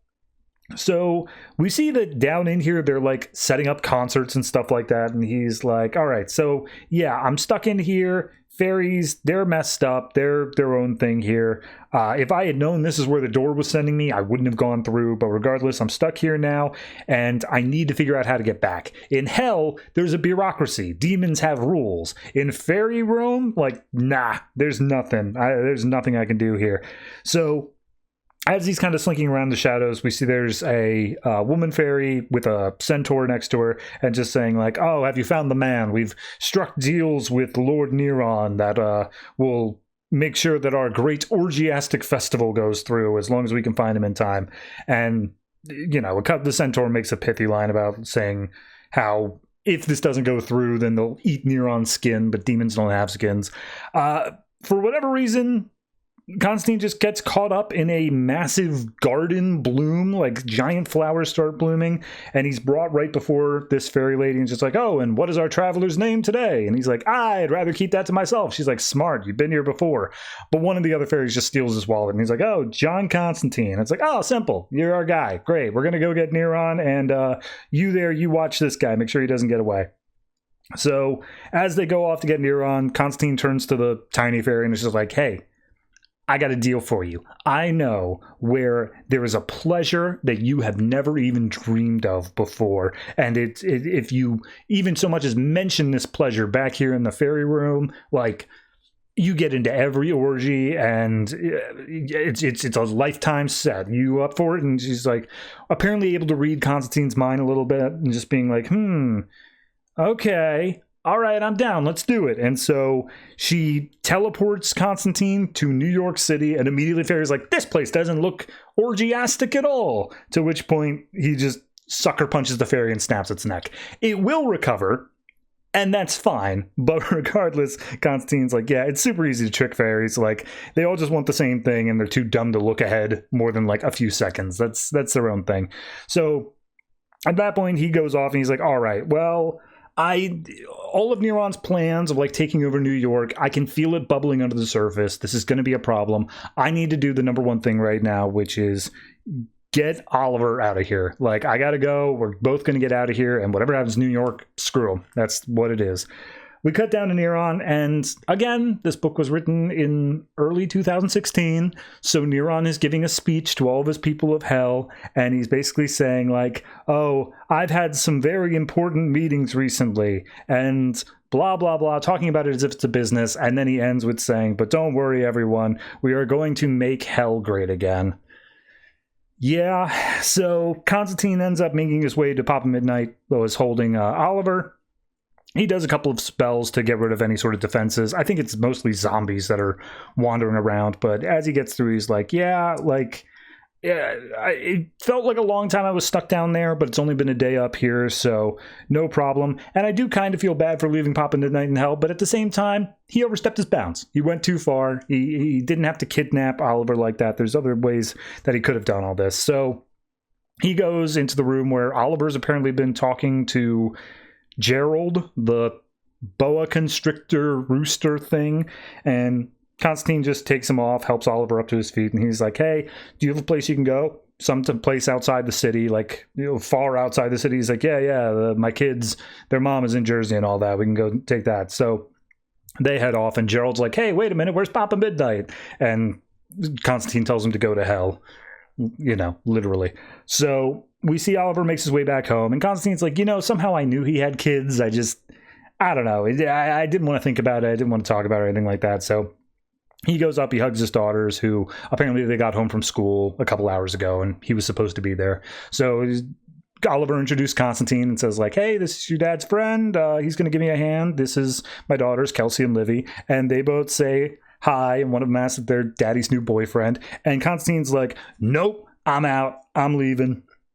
And internally, he's saying, like, I don't do well with this level of innocence. Like, when it was Oliver, theoretically, like, he knew what he was getting into, but the kids, nah, I can't get involved with this. So Constantine tries to leave. Oliver tries to stop him, saying, like, hey, no, well, look, I know you're just trying to run and all that stuff, but, like, I'm in this. I'm willing to help you. You're going through a tough time right now, and I want to be there for you. And Constantine's like, you're a horrible father. You're willing to put yourself at risk, and, like, you don't even know if you're going to make it out of this, and your daughters are going to end up fatherless. You suck. You shouldn't be coming with me. I'm leaving now because you're such a bad dad. And he's like, hold on. I get you're pushing me away, but, like, what? I'm only allowed to care for my daughters ever, and, like, never anyone else? That doesn't seem fair. Like, I'm able to care for all of them once. And he's like, nope, I don't care what you think. All that, just pack up, get out of the city. That's my last word of advice to you. So we see that Constantine dons some sort of costume, some disguise. He's making his way deeper around New York, and he's realizing demons are everywhere. They're all hidden in plain sight, but they're not just limited to the spaces where they usually are. They are literally on every street corner, and whatever is about to happen to the magical community in New York, it is in like 5 seconds. Like, it is just around the corner. So then we get one last thing of Oliver. His daughters are minding their own business, playing on iPads or whatever, and we hear him talking to a babysitter. However, the normal babysitter couldn't make it. Turns out he tried calling their mother, who was busy in a meeting and was unable to make it as well. However, when he tried calling the mother, he got the mom's roommate. And he's like, I didn't even know that she had a roommate, but I'm glad that you were here, and I'm sorry for having to drag you into this, but I really need someone to watch the girls while I go and I help out a friend. And the person's like, oh, yeah, she's always, busy in meetings and whatnot. I'm happy to help out, no big problem. And Oliver's like, oh, well, I've got to go. I shouldn't be more than a few hours. Kisses his kids goodbye, and as he leaves, just like, oh, and I usually pay the sitter like $20 an hour, but like, I get this is more of an inconvenience. What do you think would be fair? And the sitter's like, oh, don't worry about it. We'll figure it out afterwards. After all, I know all about covering for friends. And as they leave, we see that this is Blythe. It's the demon that was left behind in hell, now taking care of Oliver's kids. So that's a problem. It's fine. It's an okay issue. I think I would have liked to spend a little bit more time in the Fey realms. I think that was set up, especially in the beginning of this book, as very interesting. And maybe we'll go back there. Maybe we're setting up for a future issue. But I don't know. It just felt like it was a little bit too fast of, oh, hey, all he has to do is promise a great orgy and there, he's out. So beyond that, the rest of the issue just feels like, okay, we're moving the pieces into place. We're probably going to wrap this up within the next issue or two. And fair, fine. It's moving quick. It's moving very rapidly. Art-wise, I think it looks great. Travel Foreman does a great job with the Fae. They look fantastic. So I'm going to say this is I'll say 7. It's almost a 7.5, but it's just not quite there for me. I think I was a bit disappointed with the pacing that this one took, and honestly, how quick it turned around on the whole Oliver now that the kids are involved. Maybe it makes sense for Constantine, but I don't know. Just didn't make for a satisfying issue for me, as much as it would otherwise.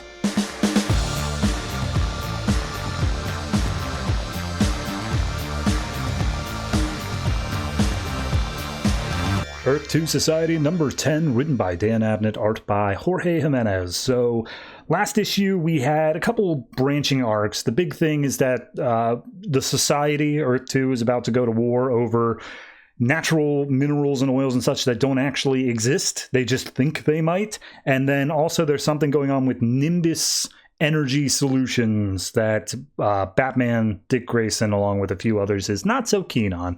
So we pick up with that plot. We see Batman is hanging out above the Nimbus building, and he's like, all right, everyone, time to go. Let's do it. And we see he's teamed up with Red Arrow and Ted Grant.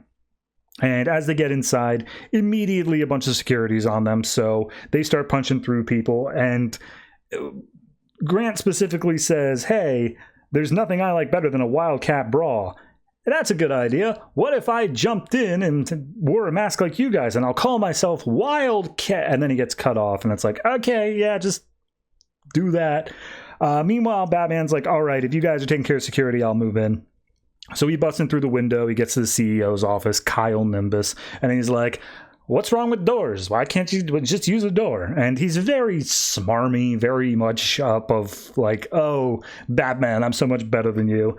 And Batman literally introduces himself. He's like, oh, Batman. He's like, yeah, no, I can see that. That's okay. So he basically calls out Nimbus for saying, look, you're going to shut down your business because there's a black market and it's super unsafe and it's killing people. And Nimbus is like, and that's my problem. How? Like, that's the black market. That's not my stuff. I don't have any control of that. And Batman's like, I think you do. You're sending your enforcers out to like force people who run, like you're running the black market just indirectly. It's via these enforcers and stuff like that. You want a second slice of the pie, and I'm not going to allow that. And he's like, okay, regardless, people need the power that I provide. And it's like, no, it's toxic waste from our ships. Like, people don't know what they're getting. Regardless, I'm doing this for the greater good. And Nimbus is like, okay, well, you don't have any legal authority. He's like, the greater good is all the authority I need. He's like, that's not that's not a thing. But regardless, fine. If you want to go ahead and be the Wonder, you want to come in and tell me what I can and can't do, check out what I got. And he presses a button, and in comes Our Man, because he has to have a wonder of his own. And Batman's like, oh, God damn it, Our Man, why are you always on the bad side? So we cut over to the rest of the crew, and they're all just like, yeah, so during Convergence, Talos/Brainiac, the planet existed, and they made it look just like Earth on the topsoil. But underneath, in the crust, there ain't nothing.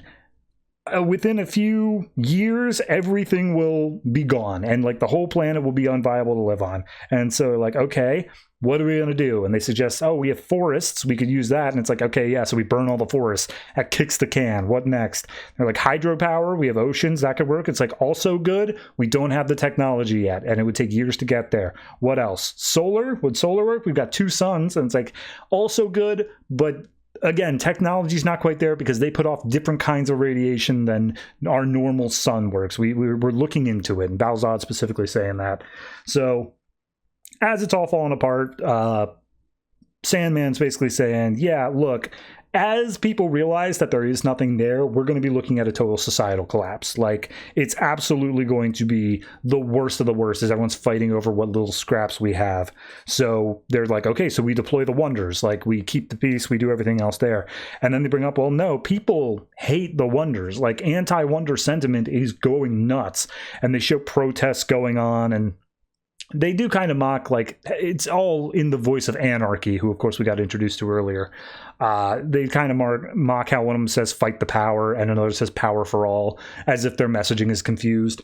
And that's where Valzad steps up. He's like, look, I will continue to work on the solar projects, but, like, I kind of side with the people here. I think that the people need to be able to solve their own problems, not have Wonders step in. It's a chance for them to do that. So yeah, I'm not going to be a Wonder anymore. And they're all just like, what? No, why would you change your mind? And he's like, this was a broadcast from earlier today, and on it is Martha Kent, who's like, hi, I was the mother of the original Superman, like Clark Kent. He was a great man. He did great stuff, but in the end, he did, like, kill my husband in front of me, and that was a lot. And I don't think Wonders are for the good of the people anymore. They should stop playing God for us normal people. So Valzad's like, there you have it. If Martha Kent says no more superheroes, I'm on her side. So he rips off the Superman crest, sets it down on the table, just being like, we generate fear. That's what we do. So we cut over to one of the protests. We see that Jay Garrick and Khalid are there.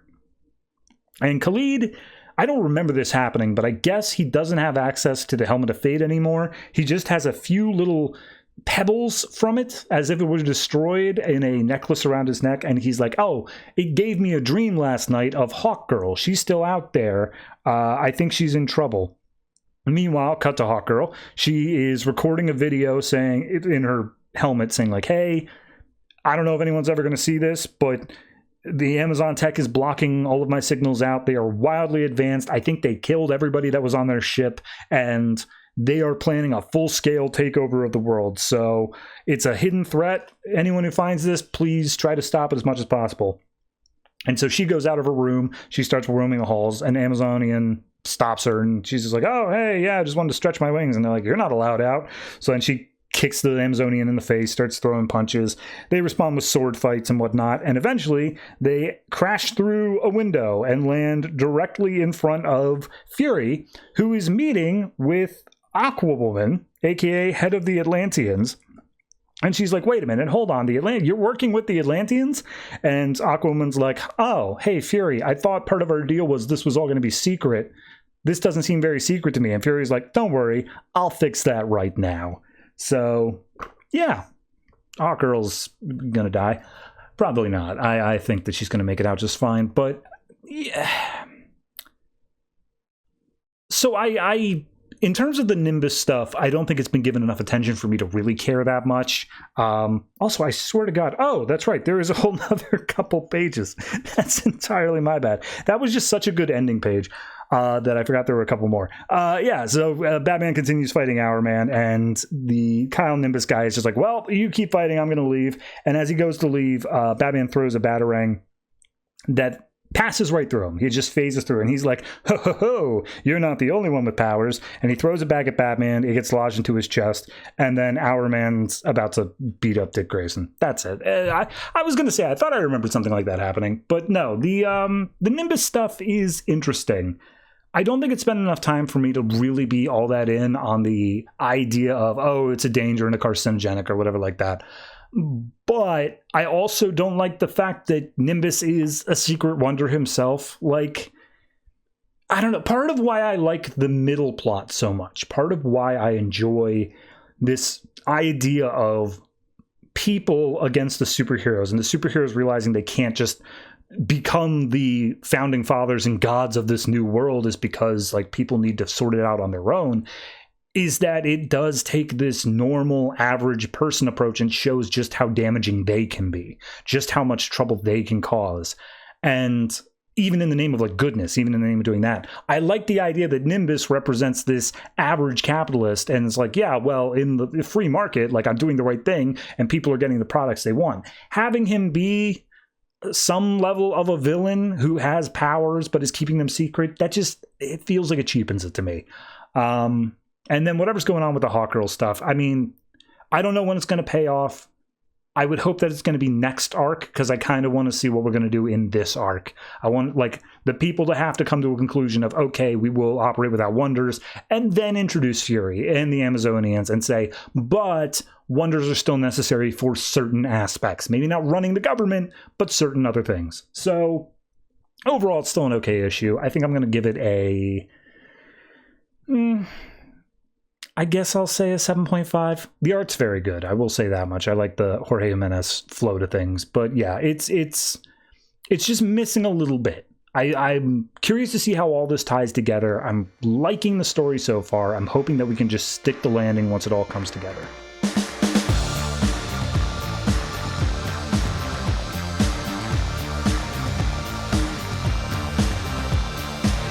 Gotham Academy number 16, written by Brendan Fletcher, art by Adam Archer. So this is continuing on with the yearbook, quote-unquote storyline. It's an anthology.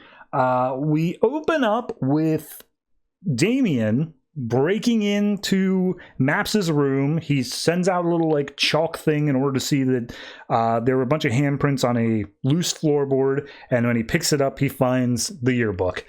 First story we get is written by James Tynion IV, art by Christian Wildgoose, and it follows Maps and Colton as they are outside, just in like going to a diner somewhere in Gotham, and Maps is convinced that tonight is the night that she's going to meet Batman, and she has all these drawings of her as Robin and Batman, and they're going around town and all that.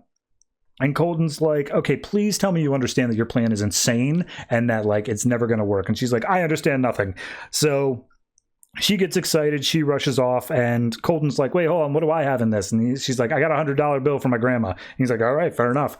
So they go to the GCPD, and Colton walks in holding a book bag saying, hey, I just found this. It's full of like smoke bombs that like if you drop it, they go off. And he's just like, all right, bring it over here. And he goes, oops, and trips. And all of a sudden, the lobby is filled with smoke. Maps takes their opportunity to run up the stairs, up to the roof, and Colton gets tackled by two police officers. As Maps is up on the roof, she lights up the bat signal, and she's like, okay, it's 3 a.m., this is prime Batman time, I just gotta sit here, stay awake, and show him what a great sidekick I'm gonna be. And immediately she yawns and falls asleep. So as she's asleep, we see some boots and a cape land next to her. And when she wakes up again, she is back in her bunk at Gotham Academy, and she's like, oh, Batman? Oh, no. Okay, well, I'm back at school. But when she looks over at the foot of the bed, we see all of her drawings are scattered there. And in the corner of one of them is a little signature that says, love the drawings, and then a bat symbol. So wouldn't you know it, he loves the drawings. Cut to framing device. Damian, who's reading the yearbook, is like, there's no way my father would do that. And then in comes Pommeline, who's like, what are you doing in this room? And he's like, nothing. I'm Robin. I'm allowed to go wherever. And she's like, no, you aren't. And what are you doing with the yearbook? And he's just like, none of your business. This academy's part of my city, and I'm keeping it safe. Bye. And he just leaves with the yearbook. Olive walks in and be like, what the hell was that? And he's like, Robin just took your weird yearbook thing. And she's like, huh. That is weird. Maybe he just wants to know how we spend our Sundays. Cut 2, written and illustrated by Ken Nimura. We see that on Sundays, the entire gang is allowed to go out into the town together, and Maps loves those times the most.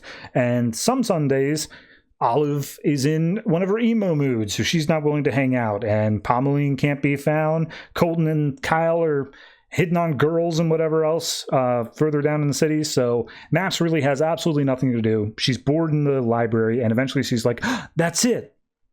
And so she makes her way up to the top of a hill outside, and she ends up tripping over some sort of rock. And when she gets up there, she sees that it's not a rock, it's a time capsule. And she pries it open, and inside are some old candies, a map, and a letter. And when they read the letter, it says it's 1779, and if you're reading this, then something horrible must have happened, because last month they discovered an underground passage that's connected to an old crypt, and the school hides a terrible secret, but they're going to take measures to bury it so that it may never be found again.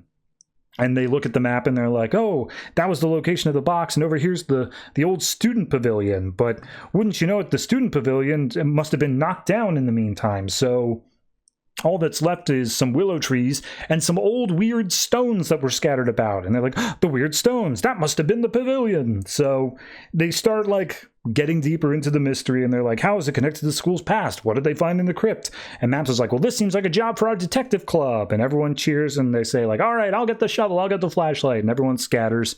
Meanwhile, Maps stays in the room, and she's all proud of herself.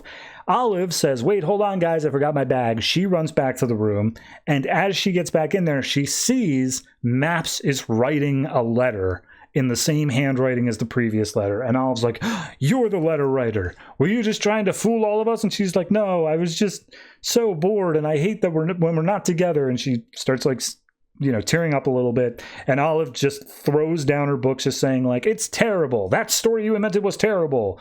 And she picks up a pen and says, we've still got some time. Let's write a better story. And so they all start like getting some paper together and doing all that. And the implication is Olive is like, oh yeah, well, how about this? How about that? And Maps' narration is saying like, yeah, well, friends stick together, and you know what? Detective Club is no exception. So we see Maps and Olive go out, and they bury the clues themselves, and the rest of the Detective Club comes in later, and they all start looking around. And yeah, it's just a happy night. They all enjoyed their time together. And we don't even go back to the framing device. Like, that's it. I guess Damien just has the book, and he's gone now. Sure.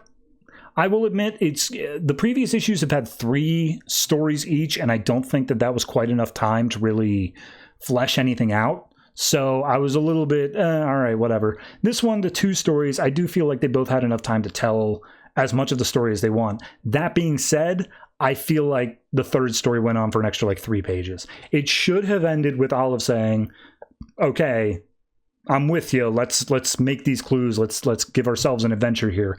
And then we go on for 3 more pages of showing them doing it, and showing them burying it, and showing them looking for it with the rest of their friends. And it's very fast to read, so it's not that big of a deal, but it does still feel like padding.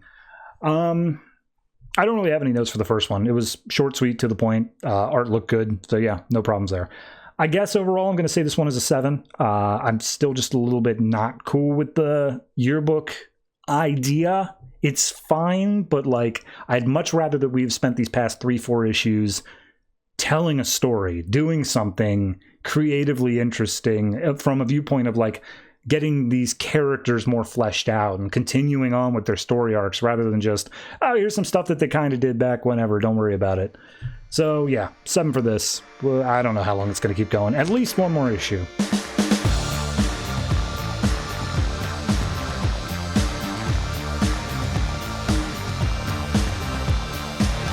Red Hood and Arsenal number 10, written by Scott Lobdell, art by Dexter Soy. So last issue, a bunch of stuff in the underground. The big takeaway is that Joker's daughter is quote-unquote officially joining the team, and she left her Joker's mask face thing down in the underground.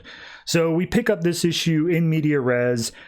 Jason and Arsenal are both dressed in military garb, and yet they're being shot upon and shooting other people. And Jason explains, these are Hive agents. They're on a battleship. I don't know. Just don't ask me specifics on it. Just know that they're all here, and we're here to fix things.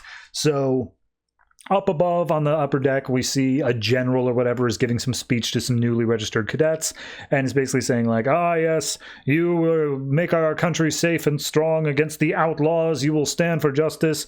And then because of the explosions underneath, he has like a Jurassic Park ripple in his water, and then he's like, battle stations, there's something going on down there, all men to their post, blah, blah, blah. So the alarm starts going off, and Jason and Arsenal are like, all right, we got people coming down here, they'll see us as bad guys as well, so we got to wrap this up quick. Arsenal, I'll deal with the bad guys, you take care of the bomb. And he's like, why am I always the one to take care of the bomb? But as they make their way back there, it turns out it's a massive, super huge doomsday bomb. And he's like, I have no idea how to deal with this. And Jason's like, seriously though? No idea? And he's like, well, I mean, kinda, but mostly, yeah.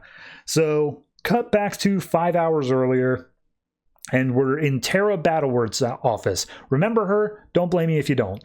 And they're basically saying, okay, Tara, we just need you to tell us what's our best strategy moving forward if we're going to have Joker's daughter on the team. And she's like, why in the hell should I help you? You literally have done everything wrong from my perspective, and I've repeatedly told you that. However, fine, fair enough. I will give you a shot only if you have Joker's daughter take a psychiatric test.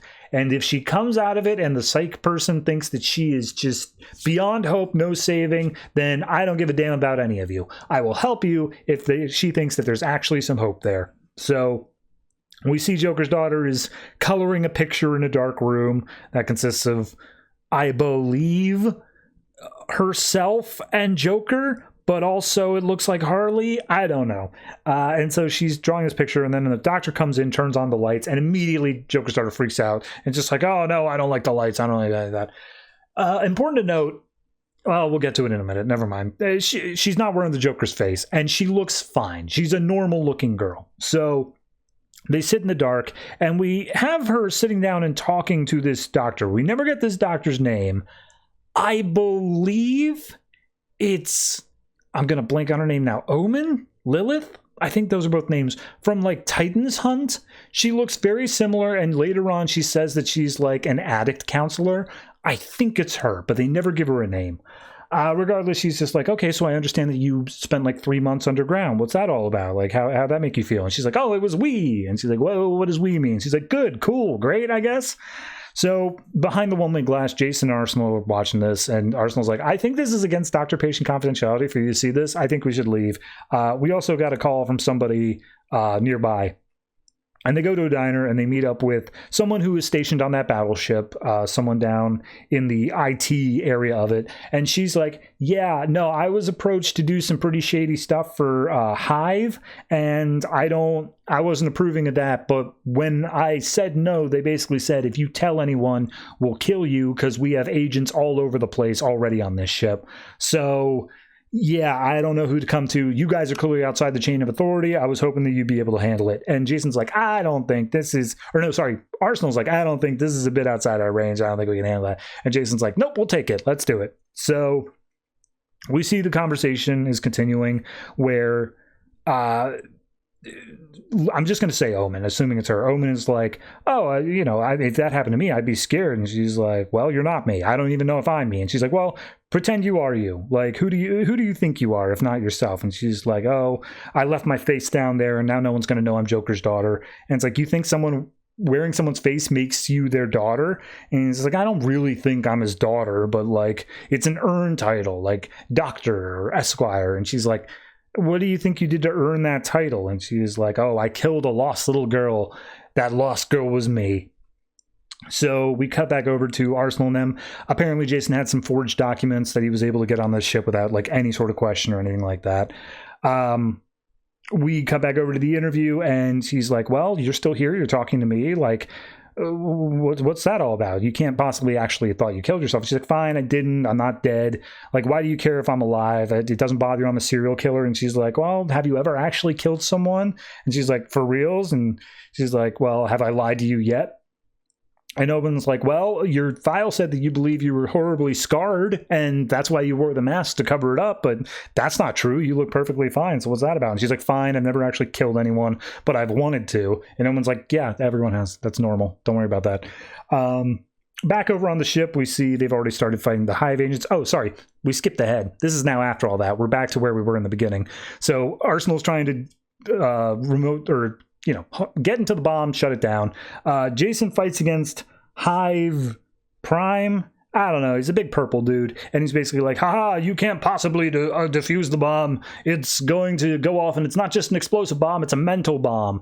We are going to imbue all of Hive's thoughts and ideas of taking over the world into all of the new cadets that just got put in today, and they will grow up into their servicemen, and they will take over the country. They're all going to take it over. We'll have an entire generation of the military all under our control. And as he tries to hack into Jason's mind, it's not working because Dukra, whatever, backstory. So then the bomb goes dim. And they're like, hey, Arsenal, did you manage to defuse the bomb? And he's like, kinda. I just kept stabbing it with an arrow in the control panel over and over again. And Hive Prime is like, that's impossible. We built this bomb with the greatest minds of a generation. It's just like, yep, well, you didn't make it idiot-proof. So Jason ends up shooting Hive Prime, and I guess that's it. That's done. And Jason's like, well, even beyond all this, I'm kind of wondering how Duella did at her job, or at her interview. So Omen goes up and talks to Battleworth, and it's just like, look, she's messed up, yes, but right now she's at a crossroads. Either A, she's going to become just a confused teenager who's maybe a little bit more prone to being able to get into these traumatic situations, or B, she's going to be worse than the Joker ever was. I don't know which way it's going to go yet. It all depends on how we treat her. So we see Tara meets up with Red Hood and Arsenal. They are being recognized for their service to their country, how they took out the Hive stuff by that same general in front of the Capitol building. And before they're brought on, Tara's just like, look, I don't want anything to do with this, but at the same time, I think she should join your team. I don't want a part of this, but you guys are free to do whichever you want to do. So Red Hood calls up Duella and it's just like, hey, you're on the team. And she's like, thank you, I won't let you down. And she immediately throws her phone away, jumps into some water, ends up in the underground where she just left, and she says, hello, daddy, I missed you. And she grabs Joker's face, puts it back on, and says, all I had to do was make them think I didn't need you. And you know what? I don't need you, but now I'm gonna be even worse than you ever were. Dun dun dun. Yeah, okay. This is just I wouldn't say peak Lobdell, because peak Lobdell is awful, but this is what I hate most about Lobdell is that every once in a while he'll do something where half the issue is really good. I like all of this sitting down and just picking apart this overly dark, edgy teenage girl and just being like, do you really think these things, or are you just acting out? And she's just forced to admit yeah, okay, I'm acting out. What about it? I love all that stuff. I love the character stuff. Do that. All the stuff on the boat with Arsenal and them fighting against Hive, I couldn't care less. Fine, it's here. Sure, maybe it'll set something up for the future. I don't care about it. But that ending reveal of her saying instead, ha ha, it was all but a ruse. I was actually evil the whole time. You had something, man. I understand having to have this last page oh no, what's it was a cliffhanger by the next issue, but you could come up with something better than undoing all the character work that you just did. God damn it. So yeah, not exactly enthused with the ending, but the rest of it, fine. It's okay. Overall, I think I'd say this one is I'm gonna go 7. The ending makes me want to put it at a 6.5, but I will say that reading it, I appreciated those moments enough. I'm gonna give it the 7. But you could have had more.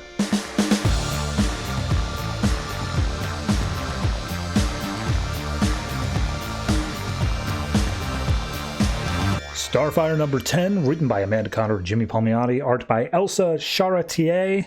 So, last issue, Starfire, I'm blanking on the cop's name, and Atlee all went down into the underground layer of strata, and as soon as they got there, Starfire just like passed out, and then also this strange demon-looking dude popped up and declared war on Strata. So this opens up with the war. He's sending out all of his like mantis drone people. They start killing innocents. And he's like, haha, the citizens of Strata refuse to recognize me as king. This is what they get. And so as they start making their way through, cop lady, I can never remember her name. Stella sounds right. Stella's like, why is no one else fighting back? And there's like, we're peaceful people. All we have are a couple protectors. Atlee's the only one around. The other two are off doing who knows what. So as soon as she's like, all right, well, I'm going to jump in as soon as I can get Starfire out of the way. We see that the evil dude Neelatok is approached by Atlee, and Atlee's like, hey man, we've tried to talk to you, we've tried to do this peacefully before, we've had our little skirmishes, but I've always allowed you to like go off and lick your wounds hoping you would learn something. That ain't happening this time. You've killed innocent people. This will not stand. As protector of Strata, I hereby sentence you and your army to death, and may God have mercy on your souls. And Neelatak's like, pshaw, you think you could do that? And all of a sudden there's an explosion behind him. And out of it comes a bunch of those creatures, whatever they were, the things that came up from the ground beforehand, that were like lizard and they can take hits and get bigger. So, yeah. We cut to Starfire, who is in some sort of medical pod bay room. And just like, yeah, we thought that her being down here, the light would be easy for her to convert to energy. Turns out, kinda, like yes. However, it's a different kind of radiation and her body is adapting to it. She just needs some time to adapt. Like that's all that's happened. Meanwhile, they say, yeah, Atlee destroyed the first wave, but the second wave is the cheetah. That's the lizard creatures, and one of them was hard enough to defeat this many. There's no way she stands a chance. We need the other protectors. And they're like, well, they're not going to make it. They're not around. So Stella's like, give me a gun and I'll take care of it. And they're like, okay, we have a museum. Starfire at this point also wakes up. And of course, a cheesecake pose. She's naked at this point, and she's like, I'm feeling well as well. Let me out there. And Stella hands her over a costume. And it's like, yeah, he's massacred so many people. Atlee destroyed the army, but it wasn't enough, and now she's fighting all alone. So it's like, well, not for long. So Starfire takes off. Stella gets herself a gun. And then we go up onto the surface. What's Soul doing? What's that girl Raven doing? Turns out there was a boat they are going as Coast Guard to check on. It ran out of gas, so they fill it back up. The girls on board are hitting on Soul, but he just lets them off and says, all right, bye. And then he says, I need to get back to the coast because the Silky, the worm thing, needs caring for. I need to go do that. And Raven looks out the back of the boat and is just like, is it a little pink floating furry thing? Because it's here. What's it doing here? So they check it out. Raven's allowed to like pet it a little bit, and it starts singing. And he's like, oh, okay, be careful. Corey says that it has powers. It can do things. And they start falling into like a weird sort of drunken trance, and they look at each other with lustful eyes and they start making out. And that's when the singing stops, and he's like, oh God, oh geez, I didn't mean it. And she's like, no, it's okay. The bug did something. It's all good. And he's like, bad bug. How dare you? You don't get to do that. And that was absolutely the wrong thing to do. And she's like, okay, well, you don't have to be saying it's that horrible, right? And he's like, no, I mean, it wasn't. I mean, I don't like being mind controlled like that. And she's like, did it feel like mind control? For me, it just felt like my inhibitions were gone and I was allowed to do whatever. And he's like, I don't know. I don't want to talk about this. Let's just pretend it didn't happen. She's like, all right, sure, whatever. And they just drive back in silence. We go back to the battlefield. Atlee's putting up a whole bunch of like stone barriers, doing whatever she can to not exacerbate the fight, but also, try to save her people. And as she's getting knocked around, Stella's coming in with guns and whatever. Atlee gets grabbed, and Starfire comes in with some star bolts. And Atlee's basically like, look, don't hold back, hit him with your star bolts, do whatever you have to destroy them. And as Starfire's going around, she's saying like, yes, I've gotten so much different energy from your thing. I'm able to hit them. I make them bigger. I turn them into bigger targets. And then Neil talks like, all right, doesn't matter, kill them. It's kill her specifically. And there's like, I don't know, something different about her. She's dangerous. So she gets up and she's just like doing a whole monologue saying like, oh, you desire death for all those who keep to themselves. You want to control a city with no living beings. I don't get that. I don't understand you. But the lesson is this: light will overcome the dark. And she starts doing her own version of a solar flare. She starts glowing super light. Stella's like, oh God, I better hide behind something. And eventually she's like, yes, now the light will be what takes away your life. The only answer for you and those who relish causing others pain.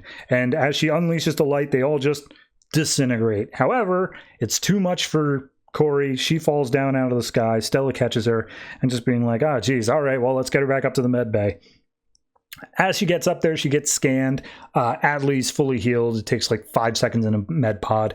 And they basically say, okay, she just gave off all that energy that was just freshly introduced to her system. She's in a coma.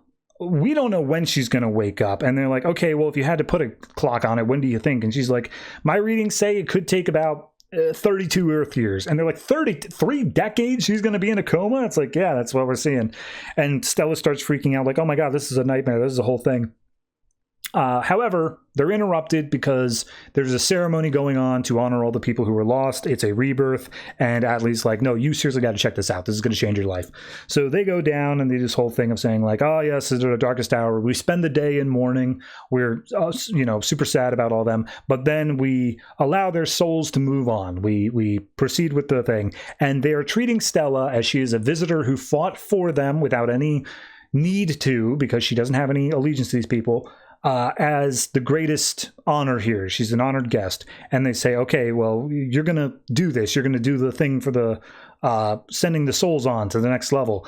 In order to do that, you need to put on this robe. You can't just slide it over your current clothes. We're going to cheesecake you as well. So she's forced to strip down in front of all the people here. And they're just like, yeah, we don't, down here, nudity is not a thing. It's not shameful. So like, don't worry about it. You can just do this. No one's going to think anything. And she's like, oh, good. Glad nobody will think anything. So she puts on this thing. She puts her hand to the soul well, whatever it is. All the bodies are in it. And she says she's nervous, and Adley holds her hand. It starts vibrating, and then all the souls fly up into the great big light sphere up above and saying like, yes, their energy will now power our society, and it's the circle of life. It moves us all. And Stella starts crying at how beautiful it is. And then Starfire just wakes up and she's like, it is beautiful. And also I'm awake. And they say, cool, let's party. And that's the issue. Sure. Yep. I mean, that's look, I can appreciate the story itself. I think it's fine. I think having Starfire fall into 2 separate comas and wake up 2 separate times in one issue is weird. It's a weird I don't understand why they did it the second time. Like, couldn't you just say like, oh yeah, no, she's fine. She's just like, she's worn out. She just needs to recuperate. She'll be fine like in 15 minutes. Like, not even, you didn't even need that long. But for some reason they decided to play this little thing for all of 3 seconds to say, no, she's going to be off the board for 32 years. What do you mean there's already 2 more issues solicited? That's not about Starfire. That's about Silky. So yeah, I don't know. It's just, it feels like a bite with absolutely no bite to it. It just feels like they tried to do something like, oh no, right? You guys believe us? No? Ha, gotcha. Like, no, you didn't. No, you didn't. Beyond all that, 6.5. It's fine. It's okay. It's just not doing much of anything. I feel like the Starfire book probably should have ended somewhere around like issue 8. Like right around when we were doing all the Grayson stuff, you say like, okay, we got that. And then she's like, okay, but I've decided to live here with my other friends and who knows where the adventure will take us. The end. But nope, we continue on. So we'll see what the last 2 issues have. Frankly, I'm not expecting anything super plot relevant. Like, all I can say is probably Soul is going to say, Starfire, I'm actually going to be with this other woman. And she's going to be like, great, as long as you're happy. Dun-dun-dun.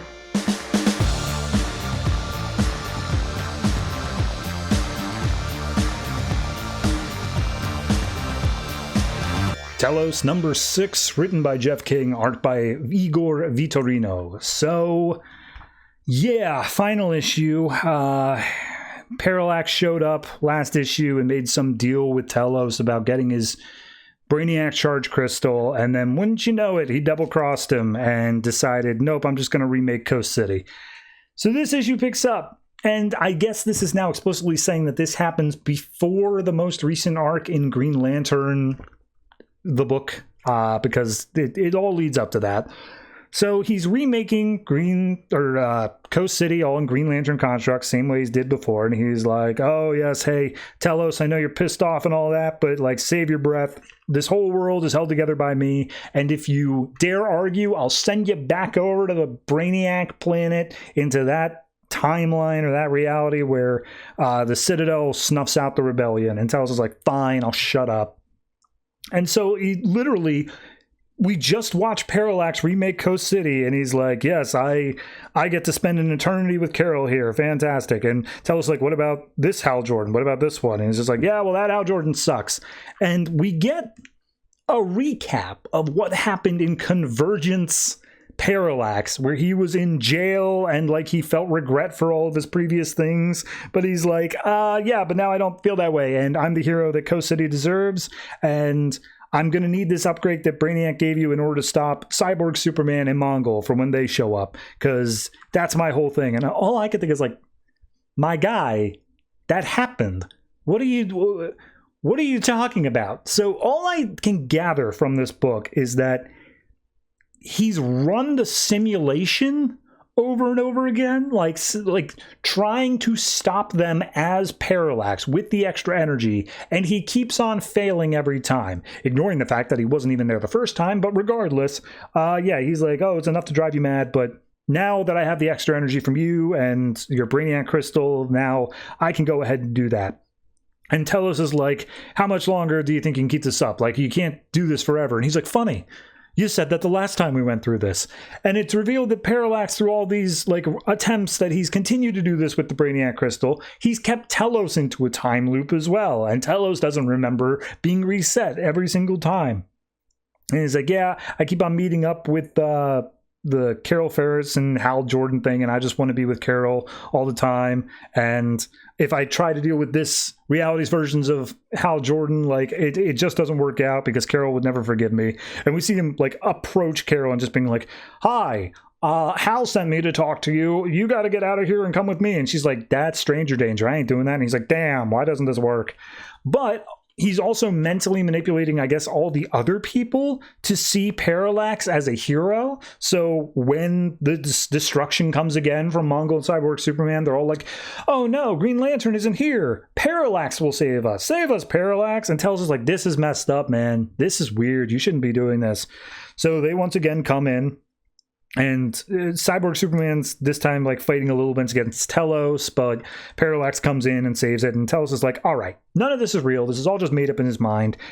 But he has shown a blind spot. Parallax does have a weak point, and that is his need for the people to love him and like not wanting to be hated and all that. So turns out he this time around has finally defeated Mongol and Cyborg Superman, and he's like, haha, yes, this is the one where it's all gonna work, hooray, hurrah. And all the people down on the ground are saying like, oh, Parallax, you're our hero, you're fantastic. And he goes down to Carol and he's like, join me and we will rule Coast City together. And she's like, I don't be one with you, get out of here, you're a creep. And then all the people in the city are like, Parallax sucks, he's an imposter, he's not the real Hal Jordan. And they all turn against him. And Parallax is like, why'd you do that, man? Why'd you turn my city against me? And he's like, it's because you're a dick. Like, I don't like you. And Parallax is just like, all right, screw it. Wipe the board again. And gets rid of it. And says like, look, you turned them against me. And he's like, yeah, they're projections. They're not real. Just let it go. And he's like, look, just because you can see inside my head doesn't mean you can beat me. You'll never defeat me. And Telos does something and knocks Parallax back, which causes an even bigger like reset, a giant massive explosion of green energy. And Telos is like, oh geez, what just happened? And Parallax is like, you broke my hold over time. Like, I had the time loop thing going on, you ruined it, so yeah, that's whatever. And Telos is like, cool, great, that means now I can punch you. And he's like, nah, I don't want to do that anymore. And Telos is like, what do you mean you don't want to do that anymore? And Parallax is like, well, I still got your crystal thingy, but there's only enough charge in it for one person to get out of this. And I'm going to take it. And Telos is like, but if you take it, you're going to leave me stranded here on this little asteroid in the middle of space. And he's like, yeah, I'm going to go kill Hal Jordan. Bye. And Parallax just leaves. And literally the final page is Telos just looking up at the sky and saying, no. Oh my God, Telos is such a bad book. Oh my God. It does everything wrong. It does literally every single thing wrong. The hero is too overpowered and too edgy that it doesn't feel like anything actually matters. By the time that we bring him down to another level, it's because we brought in a completely separate character who's off to do other things in some other book. Like, none of this mattered. All of this felt superfluous. I'm not even saying like it didn't matter in the sake of like, oh, well, in the universe, like no one mentions Telos. Like, no, as I'm reading the book without any knowledge that Telos is not important, it still feels unimportant. I love the fact that Parallax is just like, Telos, you suck. Bye. And just leaves. That's top tier writing. Love that. I just genuinely don't even know what to make of this book. This issue... 5. I don't think there's anything good in it. I honestly think that like it's a disservice to what they set up in the Hal Jordan Parallax book in Convergence. It's a disservice to everything that Telos theoretically could have been. It's confusing with the crystals and also the like, oh, it's a time loop, but it's a self-controlled reality that blah, blah, blah. Who cares? The more I talk about it, the lower my score is going to go. So I'm just going to call it at a 5. Like, this issue at least is unoffensive because I can understand it. That's the best I can say for it. It's understandable. Put that on your book.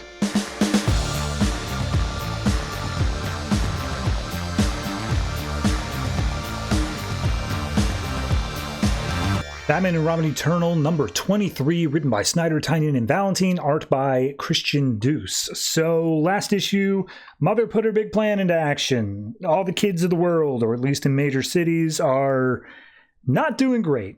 We open up this issue with seeing all these kids. They're looking up at the sky. They're saying mother and all that.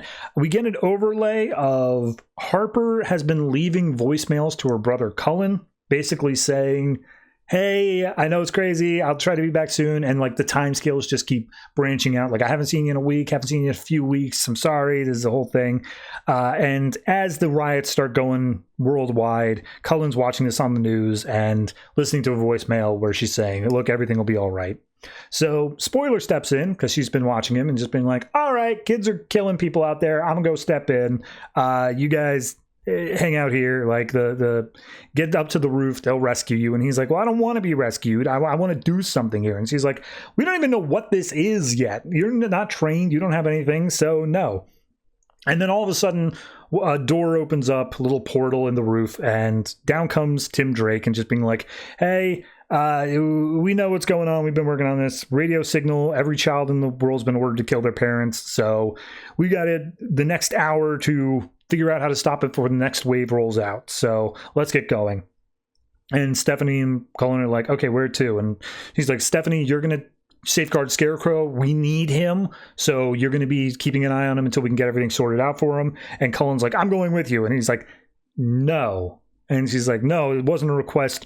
My sister's out there. I need to know what happened. He's like, fine. All right, whatever. We'll keep you around. Just let's go. Stephanie, you go through first. It's set to the federal prison. You'll be going through, and then we'll go through afterwards. And he's like, okay, where are we going to? And he's like, we got some help from someone who has a computer in their brain that's essentially a precog. He mostly fights for our side. So we cut over to Gotham, and we see all the kids are going out doing their thing, and all are chanting Mother's name. And we get a time going in. Like, again, he said he had the next hour to do it. So 10 minutes have passed since the first wave went out. We see that they arrive in essentially Midnighter's apartment, because of course he's a part of this. And Midnighter's like, oh, hey guys, you were so stealthy on getting in here. You definitely didn't wake me up. So what's going on here? And we see that everyone in the Bat family starts kind of coming in here. Batgirl specifically steps in saying, hey, I've got Batwoman. She's in on this. Red Hood's like, Black Canary hates me apparently, but she's in on it too. Katana's in. Catwoman's in. Everyone's willing to help out wherever they can. So They start lining up the news feed and start getting the algorithm for the Ichthys thing started. Whoever Midnighter's hooking up with, he's like, I guess I should go. And Midnighter's like, yeah, probably for the best. So at that point, Midnighter introduced himself to Cullen, and Cullen's like, I'm Harper's brother. And he's just like, I have no idea who that is, but I'm sure she's involved in this deeply. So let's go over. Grayson's in my debt. Let's get this all started. So it turns out it's in 12 cities, and they narrow it down that all these cities were picked because they have a receiver. They all have a major receiver transmitter that is being used in order to take it in. However, they can't just portal in, they can't just door in because they're all shielded, so they're going to have to go in separately and probably at a bit of a distance and go and take out these transmitters. That's the big deal. They also see that one isn't transmitting, it's scrambling the airspace, so it's like, all right, well, that sounds like she's doing air support, we're going to need to take care of that. And Cullen's like, wait, hold on, my sister's with this horrible person? Like, she's not here with the rest of you? And just like, yes, Mother has her, we're going to get her back, I promise. So Grayson basically lays it all out saying, all right, everyone's going to door to the cities. You get over to your tower and you start trying to take it out. Mother's going to have these kids trying to kill you so that you aren't able to stop them. You just do whatever you can. And Midnighter's going to be in here running ops because he's the only one who can do all this, I guess. So at this point, 30 minutes have passed. They've only got another 30 minutes before the airspace is clear, and odds are they'll be sending in the second wave. So at that point, Red Hood points out, like, wait a minute, hold on. Say we take out these transmitters or whatever, that's not going to stop the ones who are already infected. How do we snap them out of it? And Grayson's like, funny you should say that. And we cut to federal prison where Jonathan Crane, Scarecrow, is being held. And Stephanie's just outside, like, doing some training, some practice blows or whatever by herself. And Crane's just in the background saying, like, oh, you move so much slower and not as skilled as the rest of them. You know, they were trained by the Bat. Who are you trained by? It looks pathetic. And she's like, yeah, I know, right? That's why I'm doing this. He's like, what would Dick Grayson say if he could see you doing this now? How pathetic you look. And she's like, well, he'd probably tell me to keep at it because he's the one who told me to start practicing while I was doing this. And Crane just gets pissed off, just like, look, I'm trying to, like, tell you that you suck here. They don't trust you out there. You're stuck here dealing with me. Doesn't that bother you at all? And she's like, oh, you were trying to get in my head. Yeah, no, that's not going to work. I recognize that I am not on the same level of them, but, like, yeah, I'm working on it. And my sensei told me not to pay attention to those insecurities, the things that creep in or doing that. And he's like, oh, but if you give in to fear, it's so much more rewarding. And she's like, nah, that's not going to work. Sorry if that ruins your plans. But you do your evil psychologist thing if you want. And then Red Hood comes in, grabs hold of Crane through a door and just being like, I'm so glad I got to hear him completely fail. That was great. Good job, Steph. So pulls him through. They end up in some sort of lab. And Red Hood's basically like, we need you to make 100 gallons of that trauma potion stuff that you had before. You do that, we'll get you whatever you need. And he's like, oh, and why would I help you? And it's like, because you know that Mother's plan is to remove fear from an entire generation, and that's obviously not what you want. And also, we'll kick the crap out of you. And he's like, all right, fair enough, let's do it. So we see everyone gets into position. Katana, Batwoman, Helena, everyone who's part of the Bat family, even tangentially, they all get to their locations.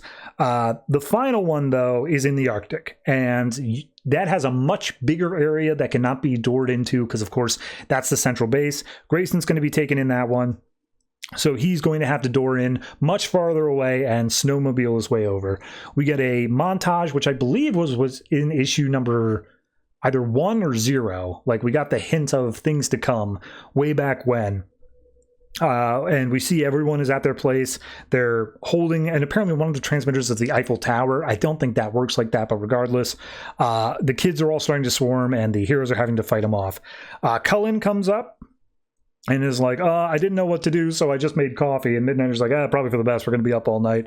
And he points out that Midnighter could get a better live feed if he hacks into, like, this other CCTV. And Midnighter's like, cool, do it.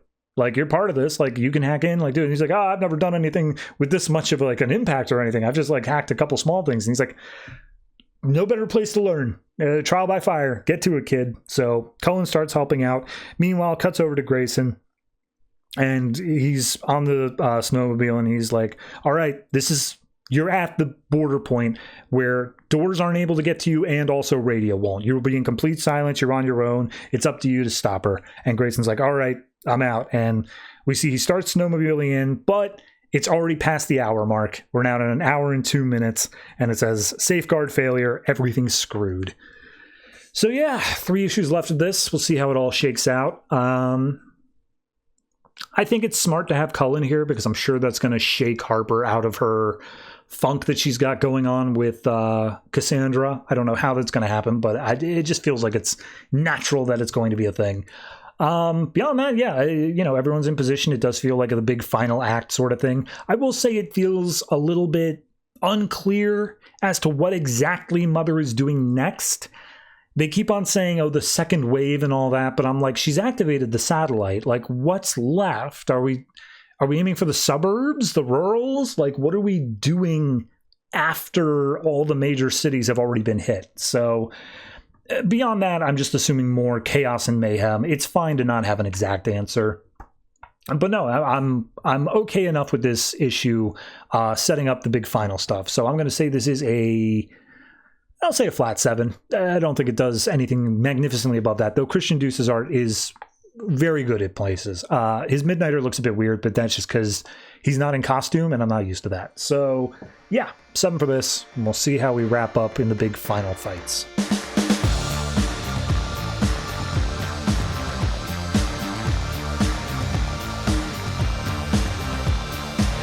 And that's it. That is all the comics that were put out by DC Comics this March 9th, 2016. And I'm sure that one went on too long. I definitely spent too much time talking about some of those issue 50s. But here's the big news. Next week's going to be worse. Next week's going to be so much worse because this is a week that I have not been looking forward to for quite some time. So let me just list off the other comics that are coming out this week. And you can pick out which one I don't mention if you're looking at the visual on the screen. So we've got, in mildly alphabetical order, Black Canary, Dr. Fate, Green Arrow, Martian Manhunter, Poison Ivy, Cycle of Life and Death, Robin, Son of Batman, Sinestro, Superman, Superman/Wonder Woman, Titans Hunt, our weekly series, Batman and Robin Eternal, and then, of course, the final issue. And that final issue is Legends of Tomorrow. For anyone who is unaware what Legends of Tomorrow is, I don't blame you. It's not exactly a descriptive title.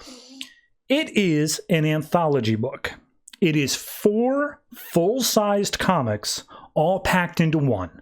I believe it's Firestorm, Metamorpho, The Metal Men, and a teen detective series called Sugar and Spike. I've actually heard the best reviews about that section, so looking forward to it. But regardless, what originally on paper is listed as a 12-issue week, that now adds an additional 3 on top of it. So we're essentially looking at 15. Double up, I don't know how I'm supposed to sit there and in one single take, not cutting away to the in-between stuff of the music playing, I'm supposed to tell you 4 issues in a row. That's madness. So at some point between now, when this episode goes up, and then when that episode goes up, I'm going to pull a miracle out of my ass, and I'm going to try to figure out how to make it work. Pray for me. I know I'm going to need it. Anyway, all that said and done, let's wrap this episode up before I have an aneurysm.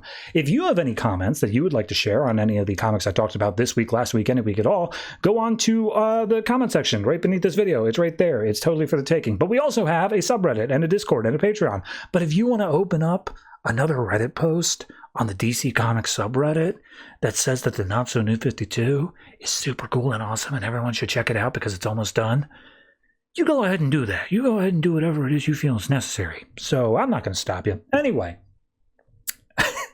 I'm glad nobody watches these endings. I'm glad that I can just say these things. I'll tell you what. I'm going to, at some point between now and the end of this series, at one of these episodes, I'm just going to give my social security number. Good luck to you. Anyway, that's going to do it for me. Thank you very much for watching, listening, however you consume this podcast. Be sure to tune in next week and interact with it in a positive manner. And always try to remember, if it ain't broke, don't fix it.